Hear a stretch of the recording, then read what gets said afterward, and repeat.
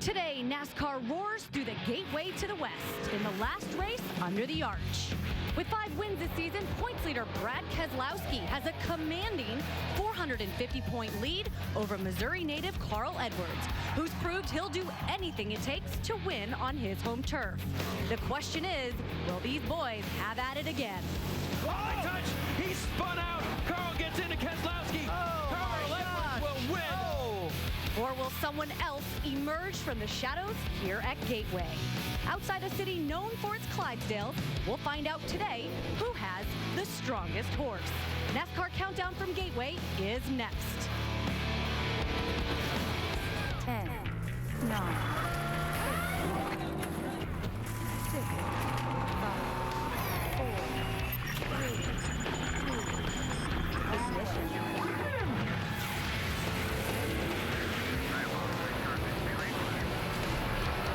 And welcome to Madison, Illinois.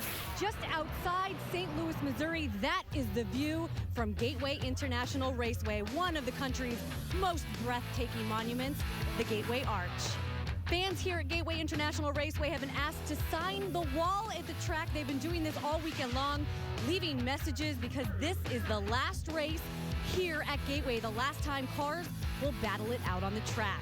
And of course, we have a race up front with points leader Brad Keslowski and Carl Edwards making the trip from Martinsville. They landed a little while ago in, of course, dramatic fashion as always when they pull these double-duty weekends. There you see Brad Keslowski, and of course, there's Carl Edwards, hometown favorite, 3-time winner at this track, looking to get it done again.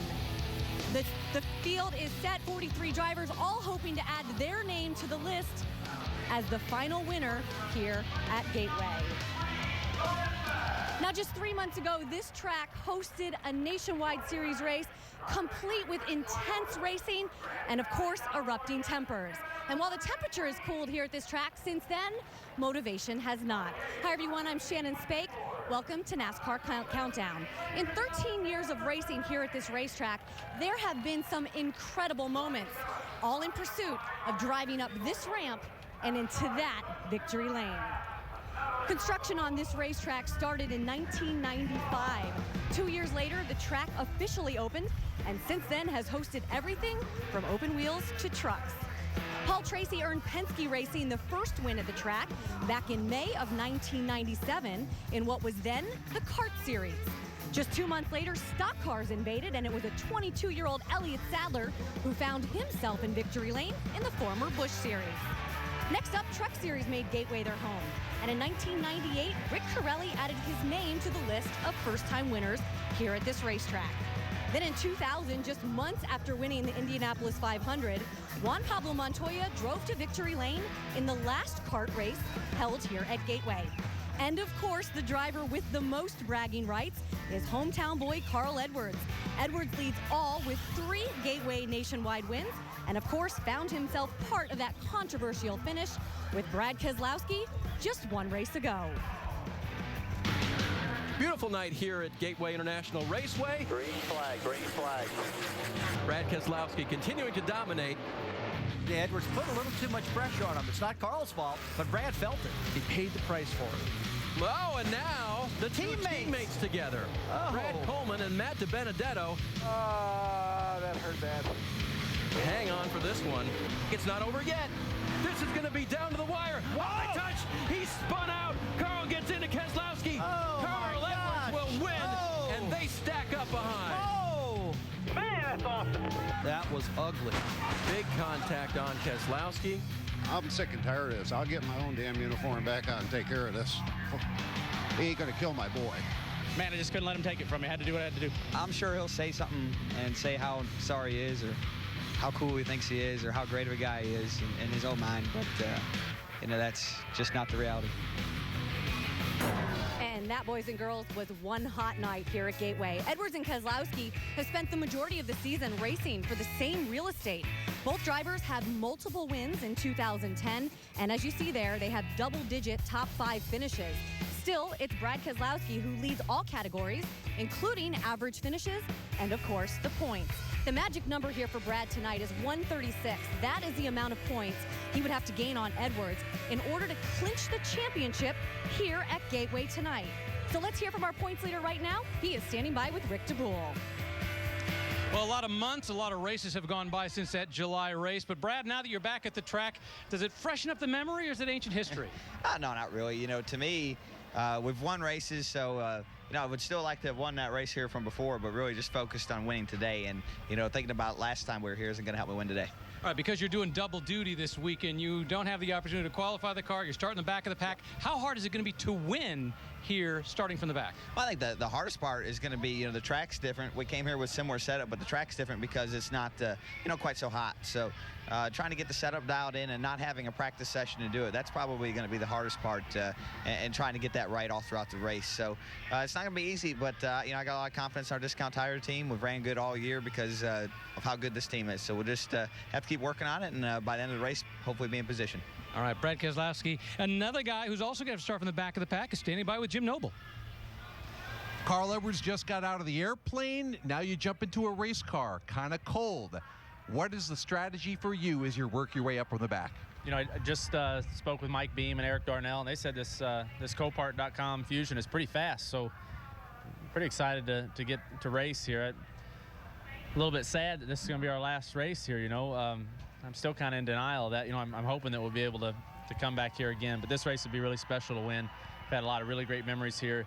And yeah, I think this car is pretty fast. So 200 laps, a lot of things can happen. We're starting in the back, so we'll work through it and hopefully have some fun. Good luck today. All right, thank you. Shannon?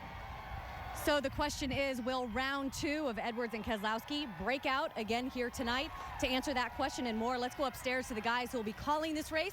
Vince Welsh, Ricky Craven, and of course, hometown favorite, Rusty Wallace. Well, you heard, thank you, Shannon. You heard Brad Keslowski say that he's moved past it, just wants to win this race tonight. And tell you what, Carl Edwards might have been fined $25,000 and docked 60 points from that race. I can't believe their memories are still fresh enough that they're not going to completely forget it, but they're going to be around one another all night long, Ricky, both coming from the back. Yeah, Vince, you could hear it in both of their explanations. They've moved on. In Brad Keselowski's case, consider this. He's expanded his points lead. He's on the cusp of winning his first title. He wants the attention to shift toward that, as it should. Carl Edwards, maybe not proud of how that race ended, but he's proud of where he comes from. You heard him speak of how important it is to win here in what might be the final race. Both come from the rear. History says that in the last 11 races, no drivers won from further back than 10th. This is real big, and there's a lot of risk in coming from the rear. Ricky, when I think of Carl Edwards and all the Cup guys, I'm always constantly thinking about risk versus reward. I mean, they get their paycheck basically from the Cup Series. They got to be careful coming over here and not messing up and harming that. But tonight, I think about Carl Edwards and I'm thinking about risk. Take the risk, man. Go for it. You know why? He's 450 points behind Brad Keselowski. He's not going to win this championship. He's 200 points behind in the Cup Series. He can go ahead and take the risk and just go for the win. And he's from Missouri. He wants to win this last race so bad it's unreal. He's going to stand on it. He wants to win, and I guarantee you, Brad Keselowski remembers the way it worked out last time. He'd like to probably win this one a little extra too, Shannon. Yeah, another driver just looking to have a good race here tonight is Roscoe, Illinois native Danica Patrick, who cooled her heels a little bit last night as she dropped the puck at the hockey game. Look at those guys just absolutely towering over her. It was the St. Louis Blues against the NHL reigning champs Chicago Blackhawks. Danica fresh off her best nationwide series finish last week at Charlotte, and she is with Rick DeBrule. All right, Danica, so as you were watching that hockey game last night, with the bumping and all the hitting going on, did you begin to think you were at a nationwide race? We talked about that. I talked about liking football as well, and so I decided that I like contact sports. Does that make sense? And you said you like the fact they let them go at it. I do. Yeah, the fact that they let them fight it out, I was like, caught me off guard. I didn't really realize that. I haven't been to a lot of hockey games, so, or many, maybe just one. So it was cool, and, you know, the Blues won, which was... it broke the winning streak of the Blackhawks, and I know that they are the Stanley Cup champs. I know that much, and so it was cool. It's cool to be there. It was an exciting game, and you know, like they pulled through. Hopefully, I can pull through today and come from the back and make something of the disappointing qualifying run I had. Maybe it's a weekend for the underdog out here. Shannon? Thank you. There's still more to come on NASCAR Countdown as driver introductions are still underway. You see two young guys there, Trevor Bayne and Stephen Wallace, hoping tonight is their night to get their first win. Coming up, we will get you ready for green flag racing here at Gateway. The The chase for the NASCAR Sprint Cup goes full contact. It's the Martinsville Short Track, a paperclip-shaped bull ring where fenders will bend and tempers will boil. Four-time champ Jimmy Johnson and native Virginian Denny Hamlin have won the last 8 straight at Martinsville between them and are 1-2 in the championship. Who wins this round and inches closer to the Cup? And Denny Hamlin starting on the pole for Sunday's race in Martinsville, which is 723 miles outside of St. Louis, Missouri, which is just outside this racetrack. Things winding down on the year, and of course the chase is underway, so only 5 double-duty drivers have made the trip here to Gateway. Leaves a big opportunity for some of the double-duty, for some of the nationwide-only drivers who really stepped it up back in July. They made up half of the top 10. That, of course, included Trevor Bayne, 19-year-old, finished 3rd, and Rick DeBrule is standing by with him. Yeah, and don't forget he also qualified on the pole that race, but that was with a different team, and with this one for 3 races, what's it going to take for you to win, to finally get that first win? We're going to have to be the fastest car on the track. Oh, it's so easy. I mean, yeah, that's all we got to do. You know, I think we got to get our car a little bit better over the bumps into turn 3. That seemed to affect us the worst in qualifying. I looked at the tracker, and it looked like we were really good through 1 and 2. Just got to work on our entry to turn 3. So I think we can work on that throughout the race here, and, you know, that's one good thing about Ricky Vyers and myself is our relationship in the race. We just, our chemistry works really well at dialing this thing in throughout the race. And now we got a decent starting spot, so we'll see what we can do with this Team Wendy Ford today. And Trevor definitely knows his way around this track. Now let's go to Jim Noble standing by with another race hopeful. That's right, Rick. Steve Wallace was 5th here back in July. You are a short track maniac. Why are you so good on tracks like this? Well, I grew up short track racing. That's, you know, something I really like to do, and it'd be really cool to come out of here with a, you know, win. I feel like our 5-hour Toyota was really good off the truck, and it's been fast all week and qualified strong, and hopefully drop the green flag and this thing goes to front. We'll see. With the Wallace family legacy here, have you allowed yourself to dream what it would be like to win at this track in this town? If I won this race and if I died tomorrow, my life would be complete, man, for sure. But we got a good 5-hour car, and we're gonna, try and keep the fenders on all day, have good pit stops, and should be there at the end. We'll see. All right, good luck today. Appreciate it. Stephen Wallace, that about sums it up, Shannon. Yeah, I think that does sum it up. Of course, there are such high hopes here tonight. Not only Stephen Wallace and Trevor Bayne, Carl Edwards looking to be the last winner here at Gateway. Justin Allgaier racing for a job, starting on the pole here tonight, really getting it done, doing exactly what he needed to do. And of course, there you see Carl Edwards talking to some media, loves this racetrack, would love to be the last winner here at Gateway. Guys, this is going to be an exciting race here at Gateway. We are getting ready. Green flag coming up next on Countdown. It's a beautiful day in Madison, Illinois, just outside St. Louis for the NASCAR Nationwide Series 5-hour Energy 250 Gateway International Raceway, and it is an absolutely beautiful day for the fans to come out for this final event at Gateway International. 85 degrees, partly sunny skies. Brad Keslowski will be one of those having to come from the back to try to win this race today. Let's go downstairs for pre-race ceremonies. Ladies and gentlemen, at this time we ask that you please rise and remove your hats as we continue to honor our great nation. In the center pit area, representing the colors for today's 5-hour Energy 250 is the color guard out of Scott Air Force Base's 126 Air Fueling Wing. This week, ladies and gentlemen, the racing world lost a giant.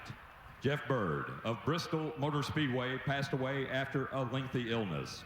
He was a great promoter, friend, and representative of our sport, and most importantly, an advocate of the fans. We also lost Carol June Bodine, mother of Jeff Bodine, Brent Bodine, and former Gateway Truck Series winner Todd Bodine. We will now honor Jeff Bird and Miss Carol June Bodine with a moment of silent prayer.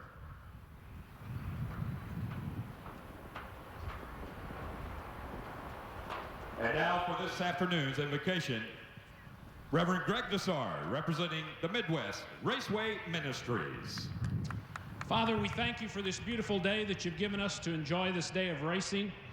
Father, we pray that you would be with our military men and women all across this world as they protect us, that you would put your hedge of protection around them. Father, we pray for comfort for the Bodine and the Bird family.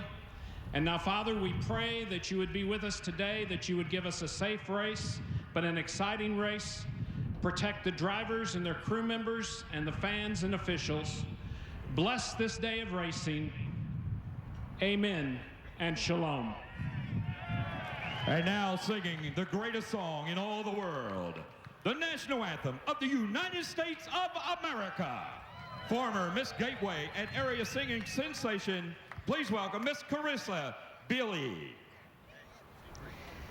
Oh, say, can you see by the dawn's early light what so proudly we hailed at the twilight's last gleaming, whose broad stripes and bright stars through the perilous fight, oh, the ramparts we watched were so gallantly streaming, and the rockets' red glare, the bombs bursting in air,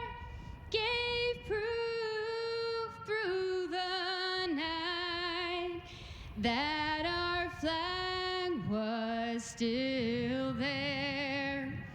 Oh, say, does that star-spangled banner yet wave over the land of the free and the home of the brave.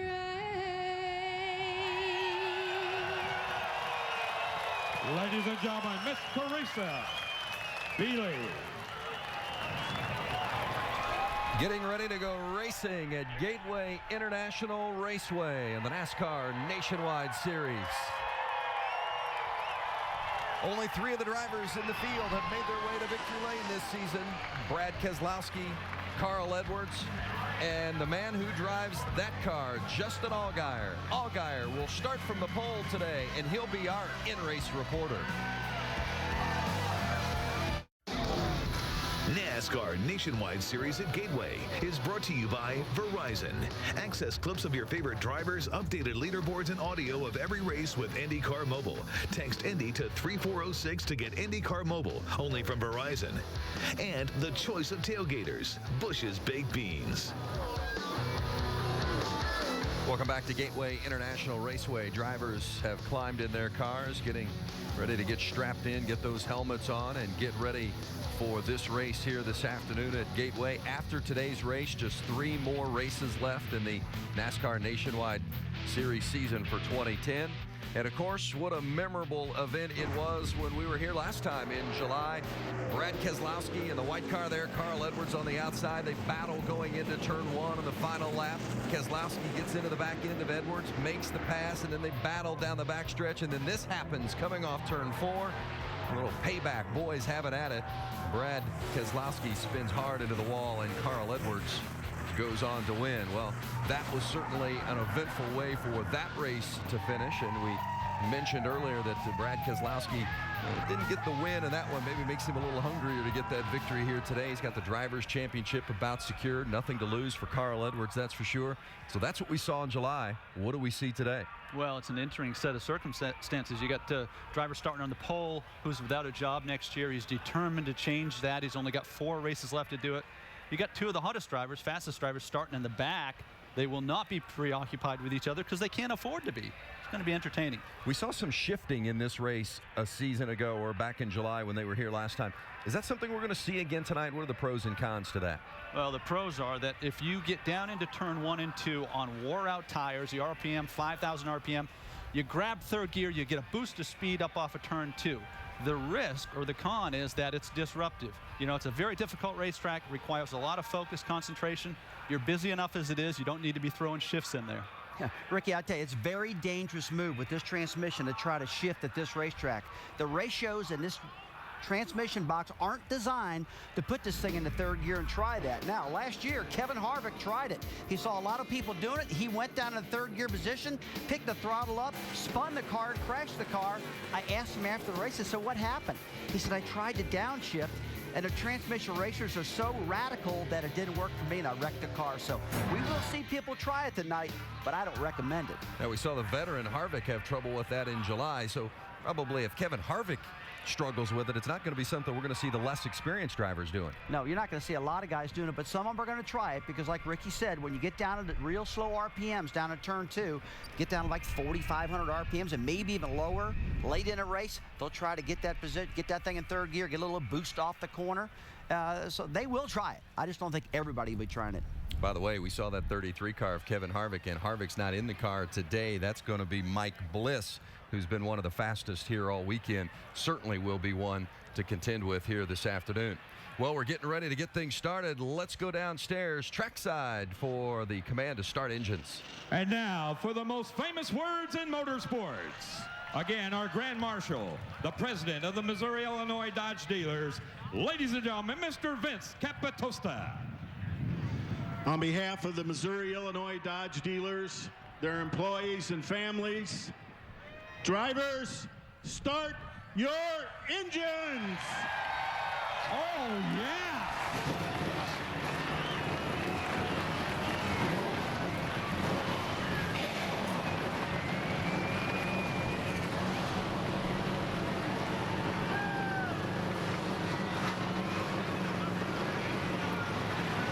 Engines have fired, getting ready to get things started. Justin Allgaier will be the man on the point, on the pole for the third time in his NASCAR Nationwide Series career, and he is our in-race reporter. Rusty? Hey, Justin Allgaier, Rusty Wallace, ESPN, you got us? I got a copy, Rusty. Go ahead. Hey, Justin, last time here we saw a lot of guys try shifting. In fact, Kevin Harvick tried shifting, spun the car out doing that, but a lot of guys are going to try it. Are you going to try it? I'm sure at some point over the day you're going to probably see my arm going and putting it up into third gear. We tried it a little bit yesterday just to make sure it was an option. I don't believe you'll have anybody doing it really for the long run. I think it's just too risky, like you said. But this Verizon Dodge Charge is pretty good, and we got a great starting spot. So we'll just have to wait and see what some of these other guys do before we make our decision on that one. Okay, Justin, we got an ESPN mailbag question. It comes from Ed in North Conway, New Hampshire. The question is, what would it mean to you to win the final race at Gateway? Well, I think, number one, this is my home racetrack, and as you well know, this is a really cool place, and to be able to win here in general would be awesome, but to take home the last win would mean a lot to me. We always have a lot of fans in the grandstands here, and we're going to miss this place. You know, it's a racetrack that I think all the drivers would agree we really enjoy coming here, and it's a real driver's track, and you have to really be patient and stay within yourself. And so as long as we can do that today, we got a car to get ourselves in victory lane, and these two guys are doing a great job yesterday and today, and great pit stops all day today, and we'll have a good shot at it. All right, buddy, thanks for talking to us. Have a great race out there. Now, Ricky's going to speak to your crew chief, Chad Walter. Hi, Chad. Ricky Craven in the ESPN booth. Do you have me?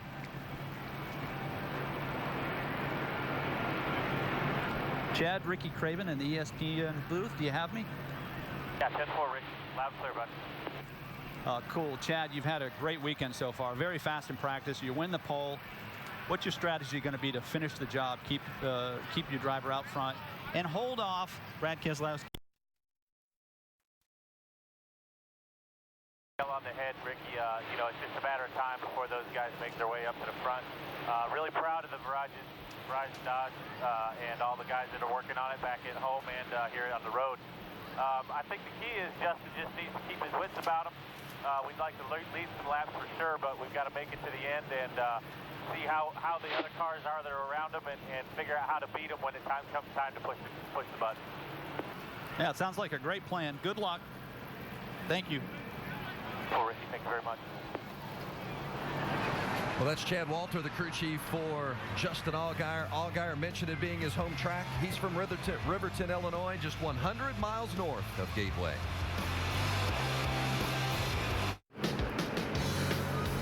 Welcome back to Gateway International Raceway. Just about ready to get the NASCAR Nationwide Series race underway here this afternoon. You're going to see it from a variety of onboard cameras as well. Danica Patrick, Justin Allgaier from the point, Trevor Bayne, the pole winner here back in July, Morgan Shepherd, Brad Keselowski, and Carl Edwards. Boy, that'll be fun watching those guys come from the back of the field. Steve Wallace has had a great weekend, and the young Ryan Truex in the 99, all with onboard cameras. Take a look at the starting grid up top of the screen with the ticker, and gives us an opportunity to go downstairs to our pit reporters, beginning with Rick DeBrule. Well, Vince, let's talk about Brad Keselowski. He's got some unfinished business here after what happened in July. So you might say he's got 3 goals. Number 1, he wants to win this race. He's got a championship at stake. Number 2, at the very least, he wants to finish. And number 3, after what happened in July, he at least wants to finish under his own power. Jim Noble? Rick, Carl Edwards grew up just 2 hours west of here in Columbia, Missouri, and he has a ton of friends and family here today. Now, he isn't worried about points. He's not worried about Brad Keselowski. All Carl Edwards wants to do is write the last page in Gateway's history books, and with another win here today. Shannon. Danica Patrick, fresh off a career-best finish of 21st last week at Charlotte. Her crew chief, Tony Jr., says one thing she needs to work on here at this track is getting more aggressive through the turns.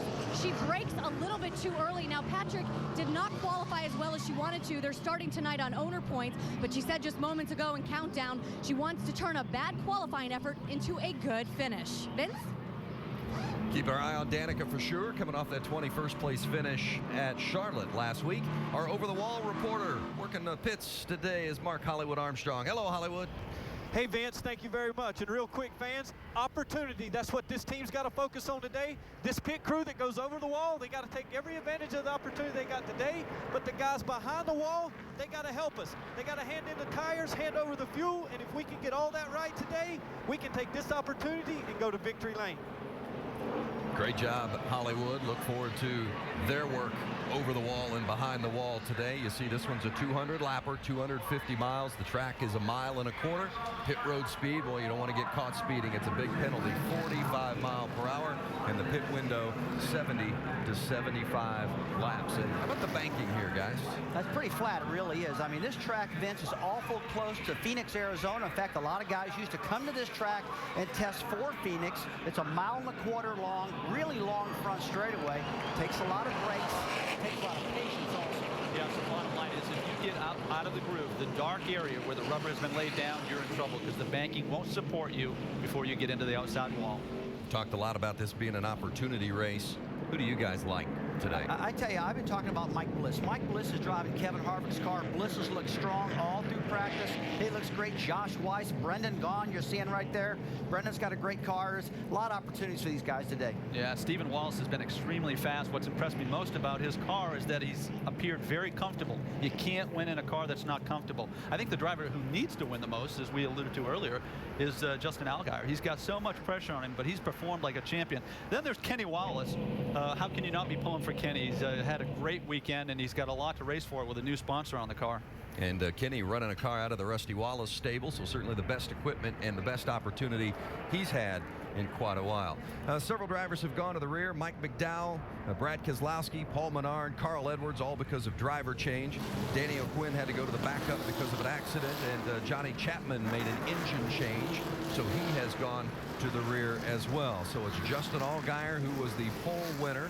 He'll start on the outside of the front row. He was contemplating which position would best serve him, whether he'd want to take inside or outside. He's chosen the outside spot, and because of those guys that had to go to the back, Mike Bliss slips up and is the man on the inside of row one to start alongside Allgaier. Getting ready to get started here, the Gateway International Raceway finale, the NASCAR Nationwide Series, and the 5-hour Energy 250 is underway.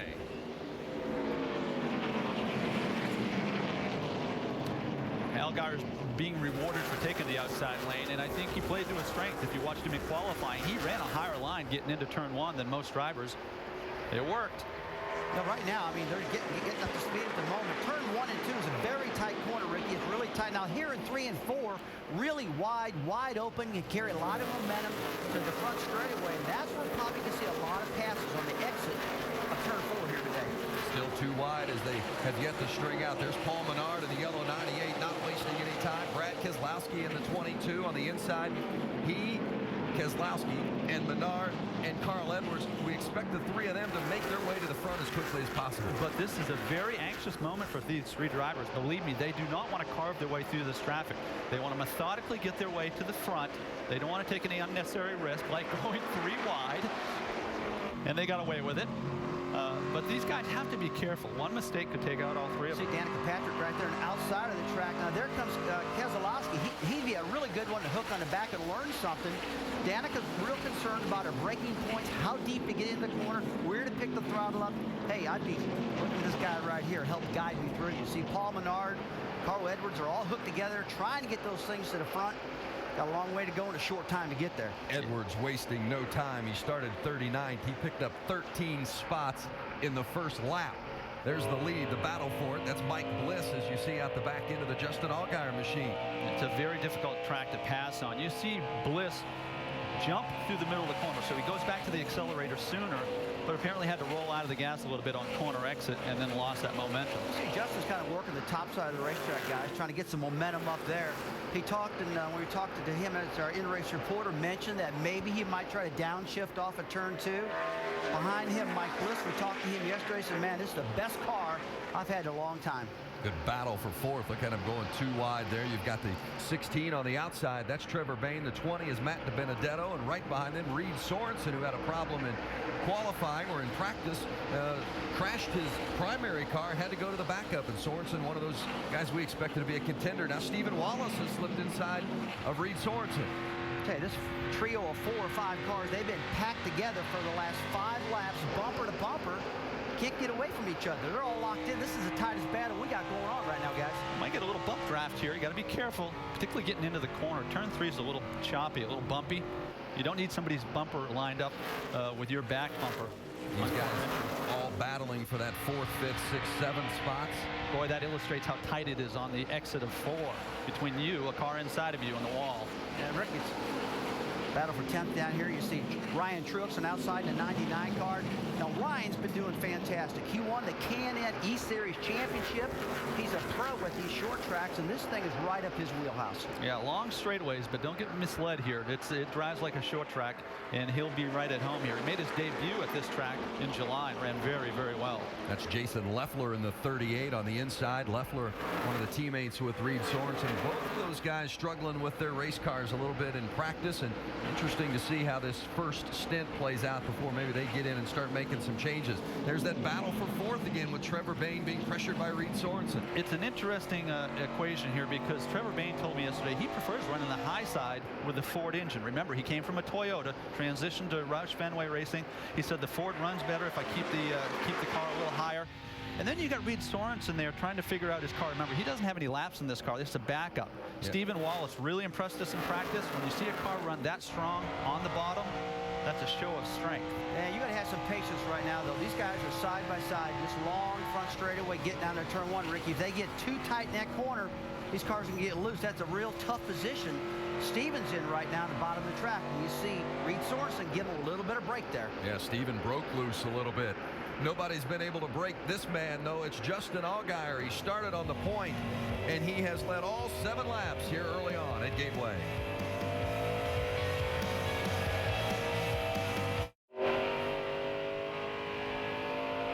Back at Gateway International Raceway gives us an opportunity to remind you and you Verizon wireless customers to text the word champion to 43776 for exclusive Champion Chats content from our NASCAR Now roundtable experts. These guys look pretty good here in the early going. Justin Allgaier, he's led all 12 of the laps we've run so far. And tell you what, he is stretching it out over second place Mike Bliss. He's stretching it out, and he needs to capitalize on the opportunity. He's in clean air, and if he's going to beat Carl Edwards, Brad Keselowski, or any of the other Cup drivers that we expect will challenge for this win, he's going to have to give some great feedback to his crew chief right now, because he doesn't want to be back in traffic like these guys trying to give feedback.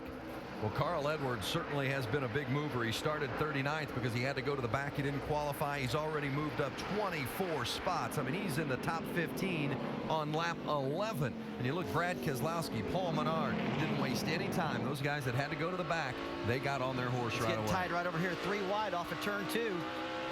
See Brad Sweet, he's getting a little lesson right there. See Kenny Wallows following Carl Edwards through this pack right now. These two have been swapping the positions back and forth. Kenny in his brand new car, and Edwards coming through. Edwards pretty good tutor for Kenny to get through that field. I shouldn't be surprised, but Carl's being very aggressive considering we're only a dozen laps into the race. Yeah, he really doesn't care though, Ricky. I mean, he's got nothing to lose. He's not going to win this championship. He's too far behind. Like I said earlier in Countdown, just wants to win this race. That's a fair point. But he's got good tires in the car right now, and he needs to capitalize when the tires are fresh to get up there. Rick, what do you got down there?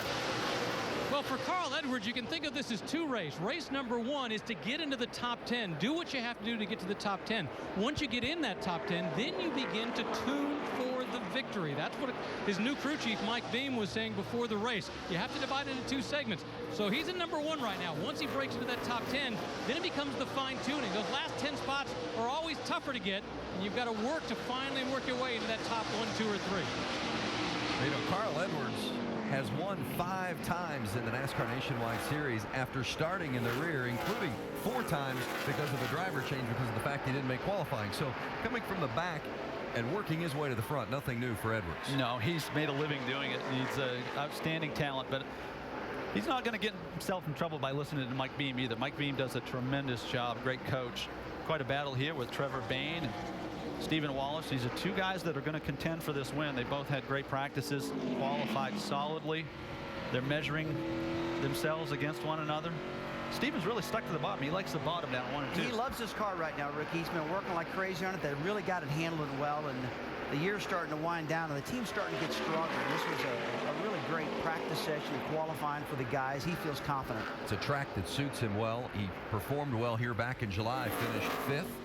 It's been strong throughout the course of the weekend, and certainly, as you guys noted, this is a team that has continued to take its steps forward. So, I tell you what, wouldn't be surprised to see it in victory lane today, and that's how confident that group has been throughout the course of this weekend. Wouldn't surprise me at all. Those 2 drivers running 2 different lanes. Their cars look different over the bumps, through the corners. We got some good side-by-side racing all the way through the field. You see the Great Clips Toyota there, the 11 car, and now that's Paul Menard diving in front of it. Keslowski going by the 11 as well. That's Brad Sweet, and he's a driver that runs for Casey Kane in the USAC ranks. Sweet making his first NASCAR Nationwide Series start here this afternoon, so quite a challenge for him, but he's held his own this weekend as well. That's a pretty good endorsement when Casey Kane says, hey man, I want you to drive my own personal car. And Brad's fast. He's been qualifying well. He's looking good right now. Get a little pressure on it. Oh, Kenny gets into backup, moves him a little bit. It's a situation where Kenny goes back to the gas maybe a little bit earlier than the car in front of him, or maybe Brad had the lift, got a little loose. And Ricky Stenhouse coming up on Sweet right now. Stenhouse has had a great year. I keep thinking about Ricky at Daytona this year in the new car, the Nationwide Series new car. Strong top 5 finish, look good. It's looking good right now. Let's see if Stenhouse can make his way past Sweet. That's Scott Wimmer on the outside of Stenhouse. Wimmer in the 10, a former pole winner here at Gateway, and Stenhouse obviously looks like he's got the faster of the 2 cars, but can he get through? And I think they're both being held up by Sweet a little bit. How are they going to get around him? Well, it's very difficult to pass on the low side here because, Rusty, we talked about RPM pre-race, and what happens is you bog the engine down, and you need that RPM to get you down the front or back stretch. So what you want to do is you want to clear them on the corner exit. Well, you want to keep these cars wound up, kind of make the track bigger if you can, especially in turn 1 and 2, because that engine won't bog down that much. Now, if they do get bogged down on the bottom side, exit of turn 2, hey, look for that right hand to go forward. They're going to try this downshifting trick that got a lot of them in trouble last time. That might give you a little extra boost. It works on a video game. I don't know if it's going to work out there. It gets real busy. See it on the right side of your screen. Wimmer and Sweet battling for about 18th. That's 17, 18, 19 right around in there. And then on the left side, a good battle for 6th between Reed Sorensen. Now Brendan Gaughan has come up. And let's get more on Reed Sorensen with Shannon Spank. Shannon? Yeah, guys, we talked about how Reed Sorensen went to a backup car because of that wreck in final practice. You're wondering how much information you could find out just on those 2 laps of qualifying. Well, the answer is a lot. He said the car was bouncing all over the place in qualifying, actually spoke to his team about making wedge adjustments as soon as they were able to make it down pit road, take tires and make an adjustment on the car. And Reed still not happy with it. It has not settled down. He says it's bouncing all over the place and the front end is just crazy on the racetrack. Well, and right now, Brendan Gaughan's got the chase on. Tell you what, Brendan Gaughan's working with a little bit of pressure this weekend, too. His wife's back in Las Vegas getting ready to have a baby at any moment. You qualify that as a little bit of pressure? When I think back to more pressure. I was under these circumstances one time in '96. My wife was pregnant, overdue, and I wrecked 2 race cars. So Brendan's had an outstanding weekend. Hey, you talk about one tough thing, though. President Obama is in Las Vegas right now. They got all the airports shut down for general aviation. He can't get there on a private airplane if he wanted to. Wow. So he's nervous about that. We look at this battle now. Carl is getting into the top 10, and these cars get more difficult to pass the further you get toward the front because they handle better. They're running better, and he'll have to be a little more selective. Looking out the front of Carl Edwards' car, he's currently 11th. Matt DiBenedetto, the rookie, is 10th. That's Edwards going on the outside of DiBenedetto right now, and in front of them is Jason Leffler in the 38. He's running 9th. See Reed Sorensen right there in the 32 car. Man, he clobbered a wall in practice. Really had to go to this backup car, and I really think he probably needs a pit stop pretty quick to make some adjustments because they didn't have any time to run this car and practice and see what it needed for handling. Rusty, some of what he described I think is going to be difficult to adjust on. You know, the car bouncing, they can make some air pressure adjustments, but it sounds more like a shock package to me. Well, they can go in here and mess with the rebound adjusters on the shock absorbers. They want to. Now, if it's bouncing a lot, they can lower some tire pressures. That's going to give you a little bit softer ride. Those are some of the minor things, but if they're locked in a box because of the wrong shocks or springs, then they're in trouble. Well, Sorensen may have a handful, but this guy seems to have just what he needs. That's Justin Allgaier. Allgaier's led all 25 laps so far here today at Gateway International. Welcome back to the 5-hour Energy 250 at Gateway. Make sure to go to NASCAR.com for all your latest NASCAR information. And while you're on the web, check out Goodyear.com to see Goodyear's Support Our Troops program. There you can send a thank you message from a NASCAR driver. Enter for a chance to win a 2011 Ford Taurus and other great prizes. That's Goodyear.com and the Support Our Troops program. A beautiful day here at Gateway International Raceway. Temperature in the low to mid 80s. Saw that breeze as the flags are blowing. And that man right there has been blowing by the competition. Justin Allgaier has dominated so far here in the early going. Started on the pole for the 3rd time in his Nationwide Series career, and he has led all 31 laps, and he's starting to get into some lap traffic too, as is 2nd place Mike Bliss in the 33 car running for Kevin Harvick. The 88 of Josh Wise is running 3rd for Junior Motorsports. Yeah, I'm pretty impressed with Josh Wise. I've been watching his lap times. He's running top 5 speeds right now. He's in the 3rd position, but he's giving this car a good ride. Looks good. Got a good body attitude. Looks like it's handled right. And Shannon, he's got to be pretty happy with this car right now. He really is. Says it's just a little bit snug, but Josh says he has been looking forward to this race, the chance to get in this 88 car all season long. Of course, it's not his first start with Junior Motorsports, but it is his first start in this 88 car. He did have a little bit of problem in qualifying. Said the car was just a little bit challenging to handle. And also, when he was coming through turn 3, one of the crew guys actually left a cleaning bottle inside that car. It hit Josh in the leg, didn't cause any damage, but I guess that's a big oops. Anything like that ever happen to you, Rusty? A couple times I called back down and said, hey, you guys missing any parts in there? Because I got them out here inside the car. I forgot to clean my old hot rod out. But yeah, that's annoying. You got to kick that stuff out of the way and try to throw it out the window or something. But you throw stuff out the window nowadays, NASCAR might throw the old black flag on you for thinking that was lead or something to cause a caution flag. Not a good idea. No, not a good idea. There's Allgaier in the front. He has led 33 laps today. That's more laps than in his last 17 starts combined. We've been talking about shifting a little bit, right, Vance? Yeah, in the pre-race show, the pros and cons of it. Take a look at old Justin Allgaier here. I've been watching him. He's been shifting every single lap. At the beginning of the race, when his lap times were faster, he was kind of okay. But lately, he's been getting down into turn 1, letting things slow down. Look at that, up into the 3rd gear position.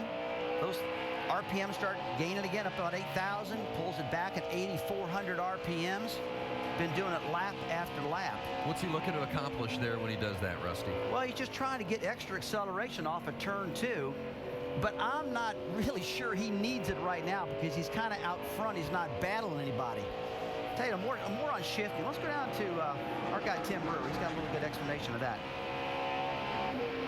Gear selection here in St. Louis is very important. This old racetrack's a lot like Darlington, South Carolina. The front stretch and the back stretch, they're not the same length. So NASCAR is going to give me an opportunity to either pull a 411-to-1 ratio or a 400-to-1 ratio. And I guarantee you everybody out here is going to have that 411 gear in, because the gear in the rear of the car, if it's really low, you can accelerate up off the corner a lot quicker. You can stop the car getting in the corner. And when the tires fall off, you're going to want that 411 gear to run fast here in St. Louis. Good stuff, Tim. That's Tim Brewer in the Craftsman Tech Garage. Yeah, and one thing that you need to be concerned about in shifting is that you need to wait until the very lowest point in the RPM, because if you shift to third gear too soon, you could get a wheel hop, tear up the running gear, not finish the race, obviously. So there's a method to it, and I can understand him doing it now, Rusty, just because he's in a comfortable place. He's not battling anybody for the lead, and he's maybe experimenting a little bit. There's the battle for 10th. That's Matt DiBenedetto on the outside. Look at Brad Keslowski snake it on the inside. Keslowski up 28 spots since that start. Remember, he started 40th today. Carl Edwards started 39th. Paul Menard 38th. Those Cup guys that didn't qualify the car because of their obligations in Martinsville, and they have wasted no time moving up. Carl Edwards up 33 spots since the start. Brad Kay 29 spots. Paul Menard 23 positions. We didn't talk much about it, but you know, Brad Keselowski and Carl Edwards' last laps on the track were that controversial finish, so they had to put that behind them. They strap into these cars. They don't know how they're going to feel. Sure, they had some subs that did an outstanding job, but it's not like your own field, and now they're getting acclimated to their cars. Tell you what, talking about getting acclimated, Carl Edwards, I'm looking at his lap times, guys. He's got about 0.2 of a second on the field as far as being faster. Running like 34.30s compared to the leader running 34.70s. Jim, we got some issues down there?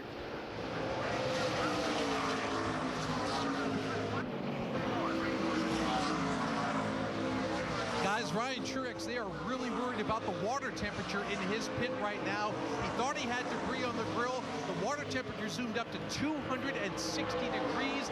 Originally, they told him to bring it in right now. Now they are riding around just trying to keep an eye on it, but they are on the wall, ready to go service that car if Ryan Truex hits pit road. Boy, that would be unfortunate, a mechanical problem. He had a good run going in July here, was running 10th when he hit the wall in the late stages of the race. And it might not be mechanical, and the reason why is because these teams all start with as much tape as they can get on the front to get front downforce. So, you know, they don't know sometimes until they get 20, 30 laps into the race if they were too aggressive with that front tape. You know, I would have thought, though, they've had enough practice out there to figure that out, Ricky. So, I mean, if it's overheating right now, it's probably got a little debris on it, maybe too much tire rubber or something like that. And the way to fix that is if you're getting ready to pass a car, get behind him, get that wind turbulence from under the guy you're getting ready to pass to help blow that off the nose. We see that all the time, and that's one thing he's going to have to take a look at if he continues having this problem. Danica Patrick currently a lap down as she was just passed by Justin Allgaier. You see Allgaier in the red Verizon car there, and then in between is the 01 of Mike Wallace. There's Danica in the 7. Joe Nemechek in the 87. Look at him trying to get underneath Danica. A great example here of looking at Joe Nemechek, a former champion, outstanding racer with a long history in the sport, versus Danica Patrick, who doesn't have many races under her belt, and the contrast in experience is what she's suffering from. This is just her 10th race, and this is a difficult track to master, especially for someone who's not familiar with the NASCAR car to begin with. Is that correct? It's really tough. I mean, let's give her a break. She doesn't know much about these cars. She's learning quick, and she doesn't want to be running back or getting lapped right now. She'll figure it out. She's got a good car. I just want to give her a little bit of break right now, guys. Danica Patrick currently running 28th, looking to improve on her 21st place performance a week ago in Charlotte. Back in a moment to Gateway. Back at Gateway International Raceway, Justin Allgaier has led all 46 laps so far. We've got 10 guys who are out of the race. Tim Andrews, Chase Miller, Johnny Chapman, Andrew Ponstein, Kevin LePage, Carl Long, Brian Keselowski, Danny O'Quinn Jr., Kevin Hamlin. They're all behind the wall. And that man, Justin Allgaier, has led them all from the point so far. We're going to be coming up on green flag pit stops, and you see, in fact, we got a caution, so it's not going to be green flag pit stops, but certainly now that we've got our first caution, we're going to see our first pit stops of the afternoon. So the 6 of Ricky Stenhouse Jr. with the problem as there's debris in turn 4. Looks like the right front's down, Vince. Yeah, it's soft on the right front. So it's a break for him because that apparently was going down as the caution came out. Stenhouse Jr. was running 24th at the time. He's the current Ray Bessa's Rookie of the Year points leader. Done a great job of late, hasn't he? And he's got a 6-point lead, as you say, and you know, coming down to the final few races. So Stenhouse Jr. has a donut there on the side of the car as well. That's that close quarters racing here in the short track. You see the right front fender's bending just a little bit about the 2 o'clock position on that fender. It does look like it's rubbing, but something has got that right front tire down. Might have got the edge a little bit tore it up. Big break for him, though, the caution flag coming out. Well, maybe that damage to the right front fender came at the same time he got that donut on the side of the car. You think there might be a correlation there? Might be a link. Pit road is open, and drivers entering off the access road in turn 3. Justin Allgaier is going to lead them down, and we're going to go downstairs to Rick DeBrule. Rick? Well, and start off talking about Carl Edwards. He was saying that the car was really good going into 1 and 2. It was close to being tight in 3 or 4, realizing this is a track where you have to get a compromise. You can't get both tires exactly the way you want them. The plan is to make a track bar adjustment for him once he comes in and makes that stop. You see him at the very top. As soon as they come in, they hopefully can do the track bar adjustment, get the 4 tires, get him back out. In the middle, you see Brad Keselowski. These guys are really just a few pit stalls apart. For Brad, they were giving him the information. He was complaining the car wasn't very good on entry, and they were asking him for more information. What do you want us to do? Meanwhile, Justin with Shannon. Justin Allgaier, your pole sitter, how good is this car? No changes. They're going to take 4 scuffed tires, and that is it, as Justin Allgaier's in the #1 pit stall. He is your pole sitter here tonight, guys. Well, that #1 pit position makes a big difference, but Bliss may have beat him off. Here's how they fall in line on our nationwide insurance race off pit road. Did Bliss got him. I think Bliss beat him off pit road. Boy, the little things mean a lot, don't they? Particularly at this track where track position is so important. So Mike Bliss wins the battle on pit lane. Yeah, Kevin Harvick crew getting it done on pit lane. Bliss will be our new man out front.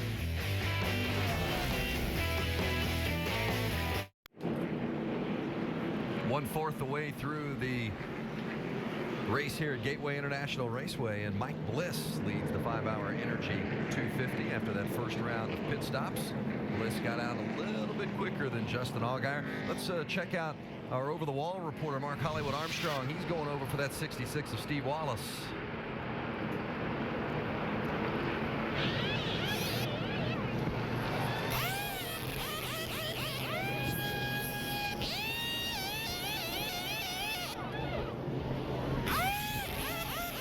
Come on!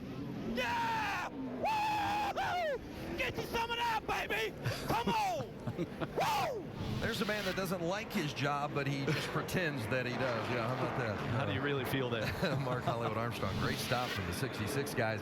Not quite as quick on the 12. No, and you notice the tire carrier on the front trying to grab some tape and fails, and you can see the disappointment because if they're overheating out front, it could be really bad news if they get in traffic. See Allgaier's right side, 7.1 to Bliss, 6.5. See, Kevin Harvick's probably thinking, man, why don't you guys give me a stop like that when I drive this car? What's going on? Don't get something started here. This is a reversal of how the race started. Remember, they were both on the front row, but opposite positions. Back to green at Gateway. Mike Bliss at the outside spot on that front row starting alignment, and Justin Allgaier on the inside, and Allgaier slips into second place. He's been out front all afternoon long. This is Bliss's first shot at the lead. That outside lane allows you to keep the RPMs up, and we talk a lot about it because turn 1 and 2 are as tight as any set of corners on the circuit for these nationwide drivers. Look how tight they are there as they battle for third. Steve Wallace squeezing by Trevor Bayne. Yeah, but look at that blue car coming in. That's Carl Edwards. He's had a fast car. Started dead last, all the way up to 5th right now. We'll just have to see how strong his car is right now, because now he's caught the best of them. The top 5 have been getting it done. But I've been watching his lap times, and he has been faster than anybody on the racetrack. So see what happens. There's Brad Keselowski. Guy's been racing all year long underneath Edwards right now. Keselowski makes the move underneath Edwards. Those two have been around one another throughout the course of the afternoon because they both started in the back. Edwards started 39th. Keselowski started 40th. Now Keselowski in the 5th spot. Edwards in the 6th. As you look at the biggest movers so far here this afternoon. Well, that's not a surprise, is it? Those are the 3 drivers that flew in here. We expected them to charge to the front, as they have. The pit crews helped them a lot. Edwards come in like in 7th position, come out 5th. I mean, the crews on these Cup guys really help them. Brad Keselowski's crew fast. Edwards, when they hit the pits, they knew that they could gain a couple spots right there. Keselowski's car looks like it's really working well. He's going to be making a move on the 16 here very shortly as he's up underneath Trevor Bayne. Bayne takes a look underneath Steve Wallace. Doesn't quite have enough to get past him as they cross the start-finish line, but Keselowski has the line going into 1.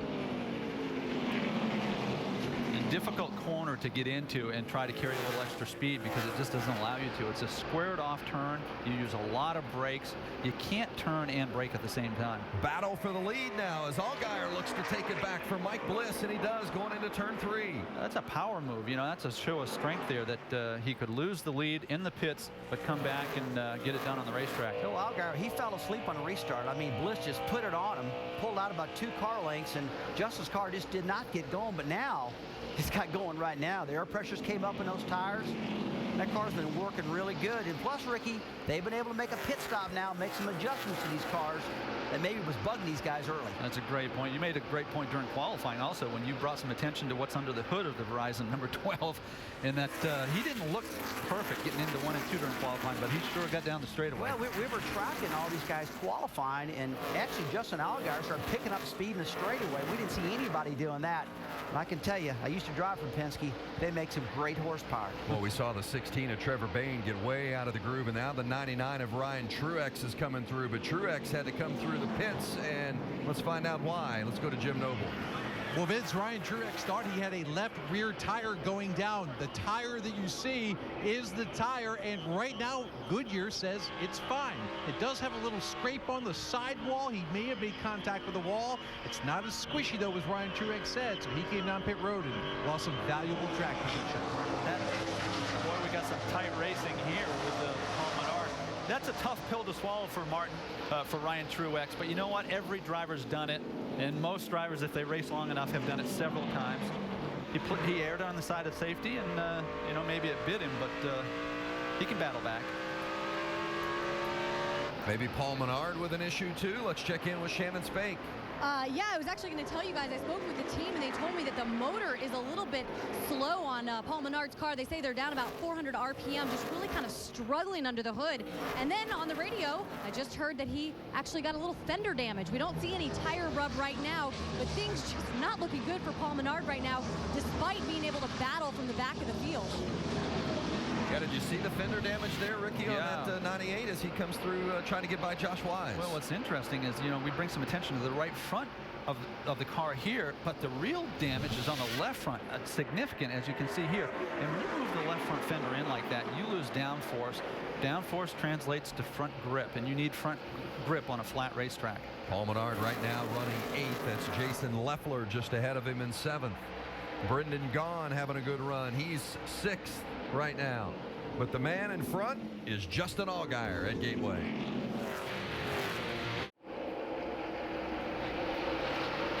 Back here at Gateway International Raceway, Madison, Illinois, just outside of St. Louis. The final NASCAR race, in fact, the final event here at this racetrack. It's 1.25 miles, shaped like a paper clip. And that man right there, Justin Allgaier, has been the guy getting around the easiest today. He has led the majority of the laps, 57 laps out front. Mike Bliss has been out front for 6. You know, we were talking about Brendan Gaughan a little bit earlier, and Rusty made the comment that he wasn't going to be able to get back to Las Vegas if his wife was having the baby because the president was there in Las Vegas, and our red phone just rang, and evidently the president's in Minnesota. So if you're flying your private jet into Minnesota, you might have an issue with that today. Well, he was in Las Vegas, now he's in Minnesota. Vince, you got a pretty quick airplane. You got a lot of pull. I'm pretty impressed with the fact that Vince got that call.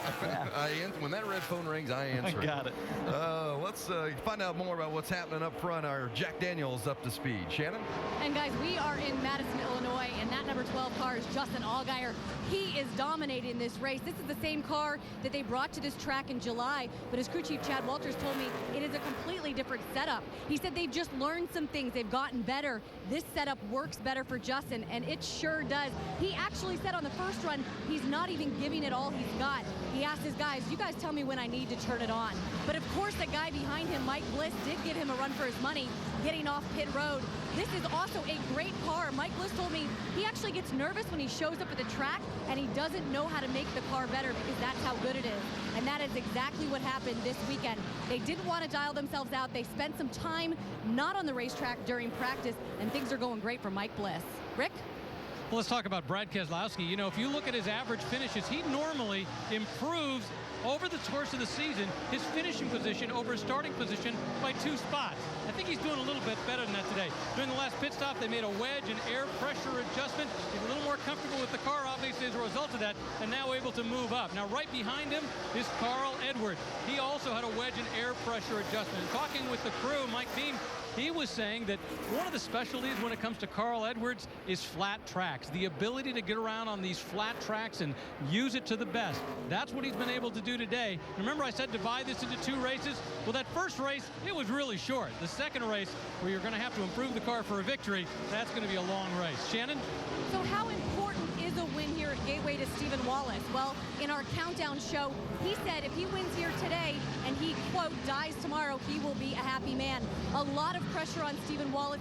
Really wants to have a good finish for his sponsor, for his dad, and for his team here at this racetrack. The car is a little bit loose. They did make an air pressure adjustment on that last pit stop. Jim?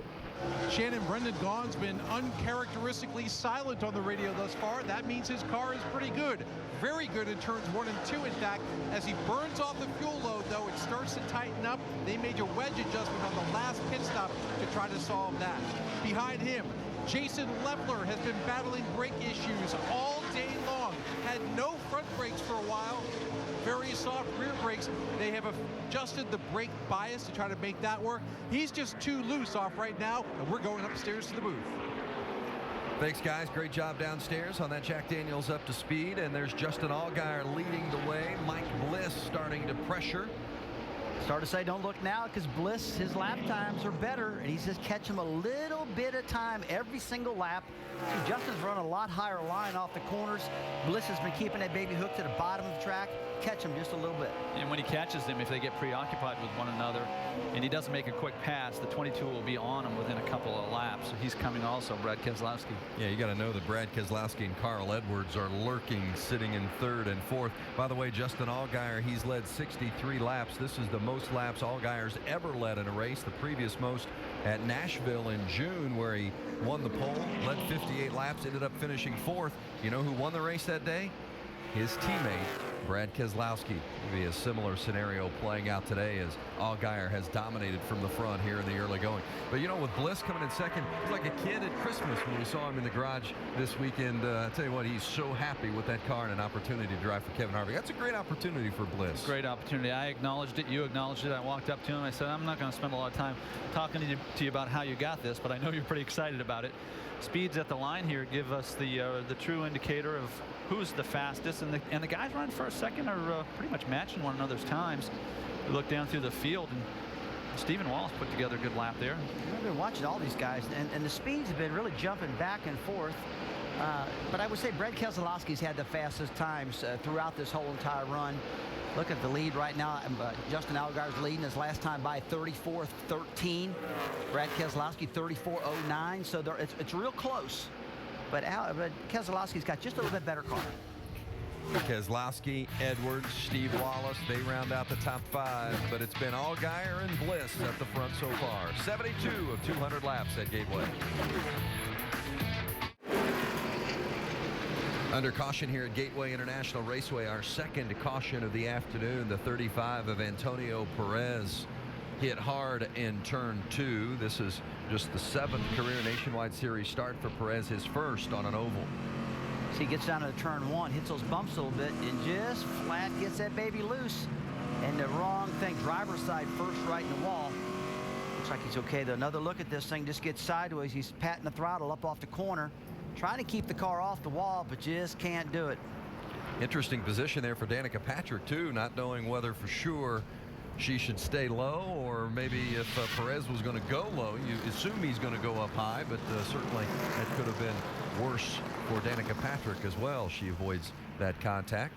Justin Allgaier leading the way, and they're coming back down pit road for the second time. This is where Justin Allgaier and Mike Bliss really have to do a good job, not get complacent, and give their crew chief what they think they need to make their car better. Even though they're out front, the drivers behind them are excellent at this. Check in with Rick DeBrule as they all hit pit road. Yeah, let's talk about Brian Keslowski. You see him in the middle right there. He's saying he likes the way the car is working through 1 and 2, needs a little bit of work in 4. Brad Keselowski also not quite as happy, but still happy that they've gone up. I talked to both of them before the race about moving up. They said they didn't think it was going to be a big deal. Guess they were right. Shannon? Justin Allgaier, bottom left of your screen. He was our pole sitter. The car is loose on entry and tight through this center. They are going to take some Sunoco fuel, 4 sticker tires for Justin Allgaier in the number 12 car. Guys? How about that, Brad Keselowski? First one on and off pit road, or first one off pit road. Allgaier was the first one on, but you see the problem for Allgaier again. Another slow stop for Allgaier. So now the work begins for the 12 car because he'll be back in traffic, obviously. Trouble on pit road for the 12. Not trouble for the 22.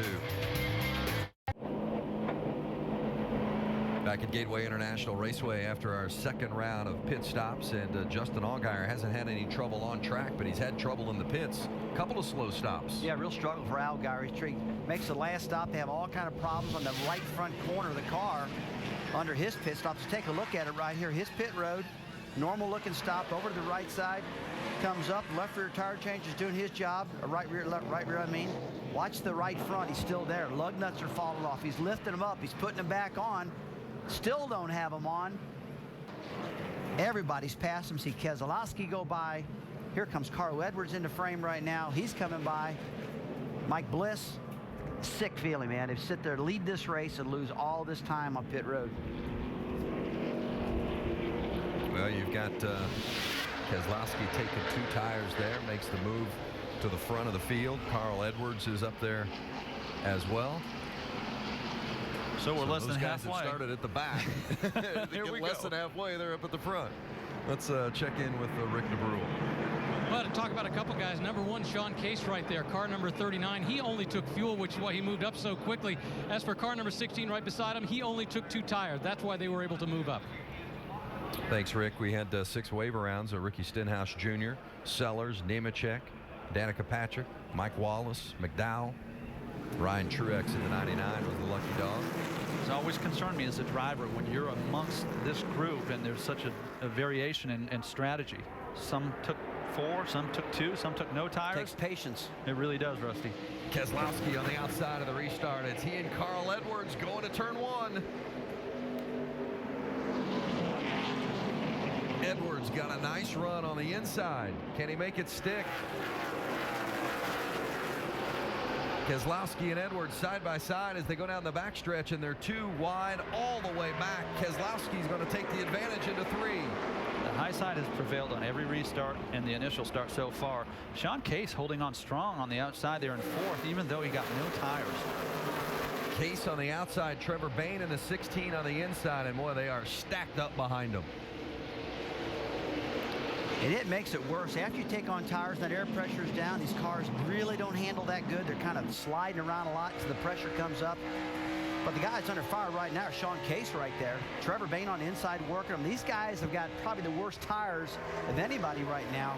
Doing a pretty good job to hold them off at the moment. That's Leffler and Mike Bliss in the 38 and 33 just behind. Now Case loses ground up top. Bliss pounces on it, makes the pass.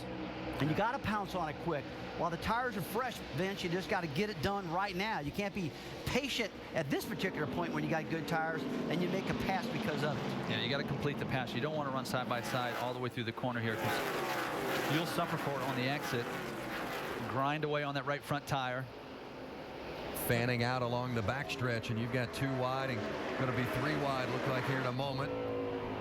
Allgaier, after that bad pit stop, starting to make his way back up through. Brendan Gaughan up in the wall right there. Got up in the gray, tore his car to pieces. Heavy damage for the 62 of Brendan Gaughan, and the yellow is out. And that was a product of the cars all being on different tires and just kind of getting bundled up. Gaughan was running 8th at the time. Watch as he goes by Case, and there they roll into turn 3. See the car bouncing? He just drove in too deep, Rusty. Like you say, the back of the car got away from him. You see, he was really trying to settle in quick, get past Case, and just gets up in that gray. And we saw Reed Sorensen do that yesterday in practice. He lost it and tore the car up. Look at it from the onboard camera of Steve Wallace. This is down the backstretch as they head into 3. He could easily have his spotter saying, look, 3 wide, which you have a tendency as a driver to carry more speed in because of it. Josh Wise was in that position right behind Steve Wallace, and all of them managed to avoid Brendan Gaughan. Classic case of everybody trying to get into turn 3 too deep. They were probably carrying 20 miles an hour too fast going into turn 3 just then, guys. So Danica Patrick's going to go back to the lead lap, and she's going to be coming to pit lane as well. 82 of 200 laps in the books at Gateway.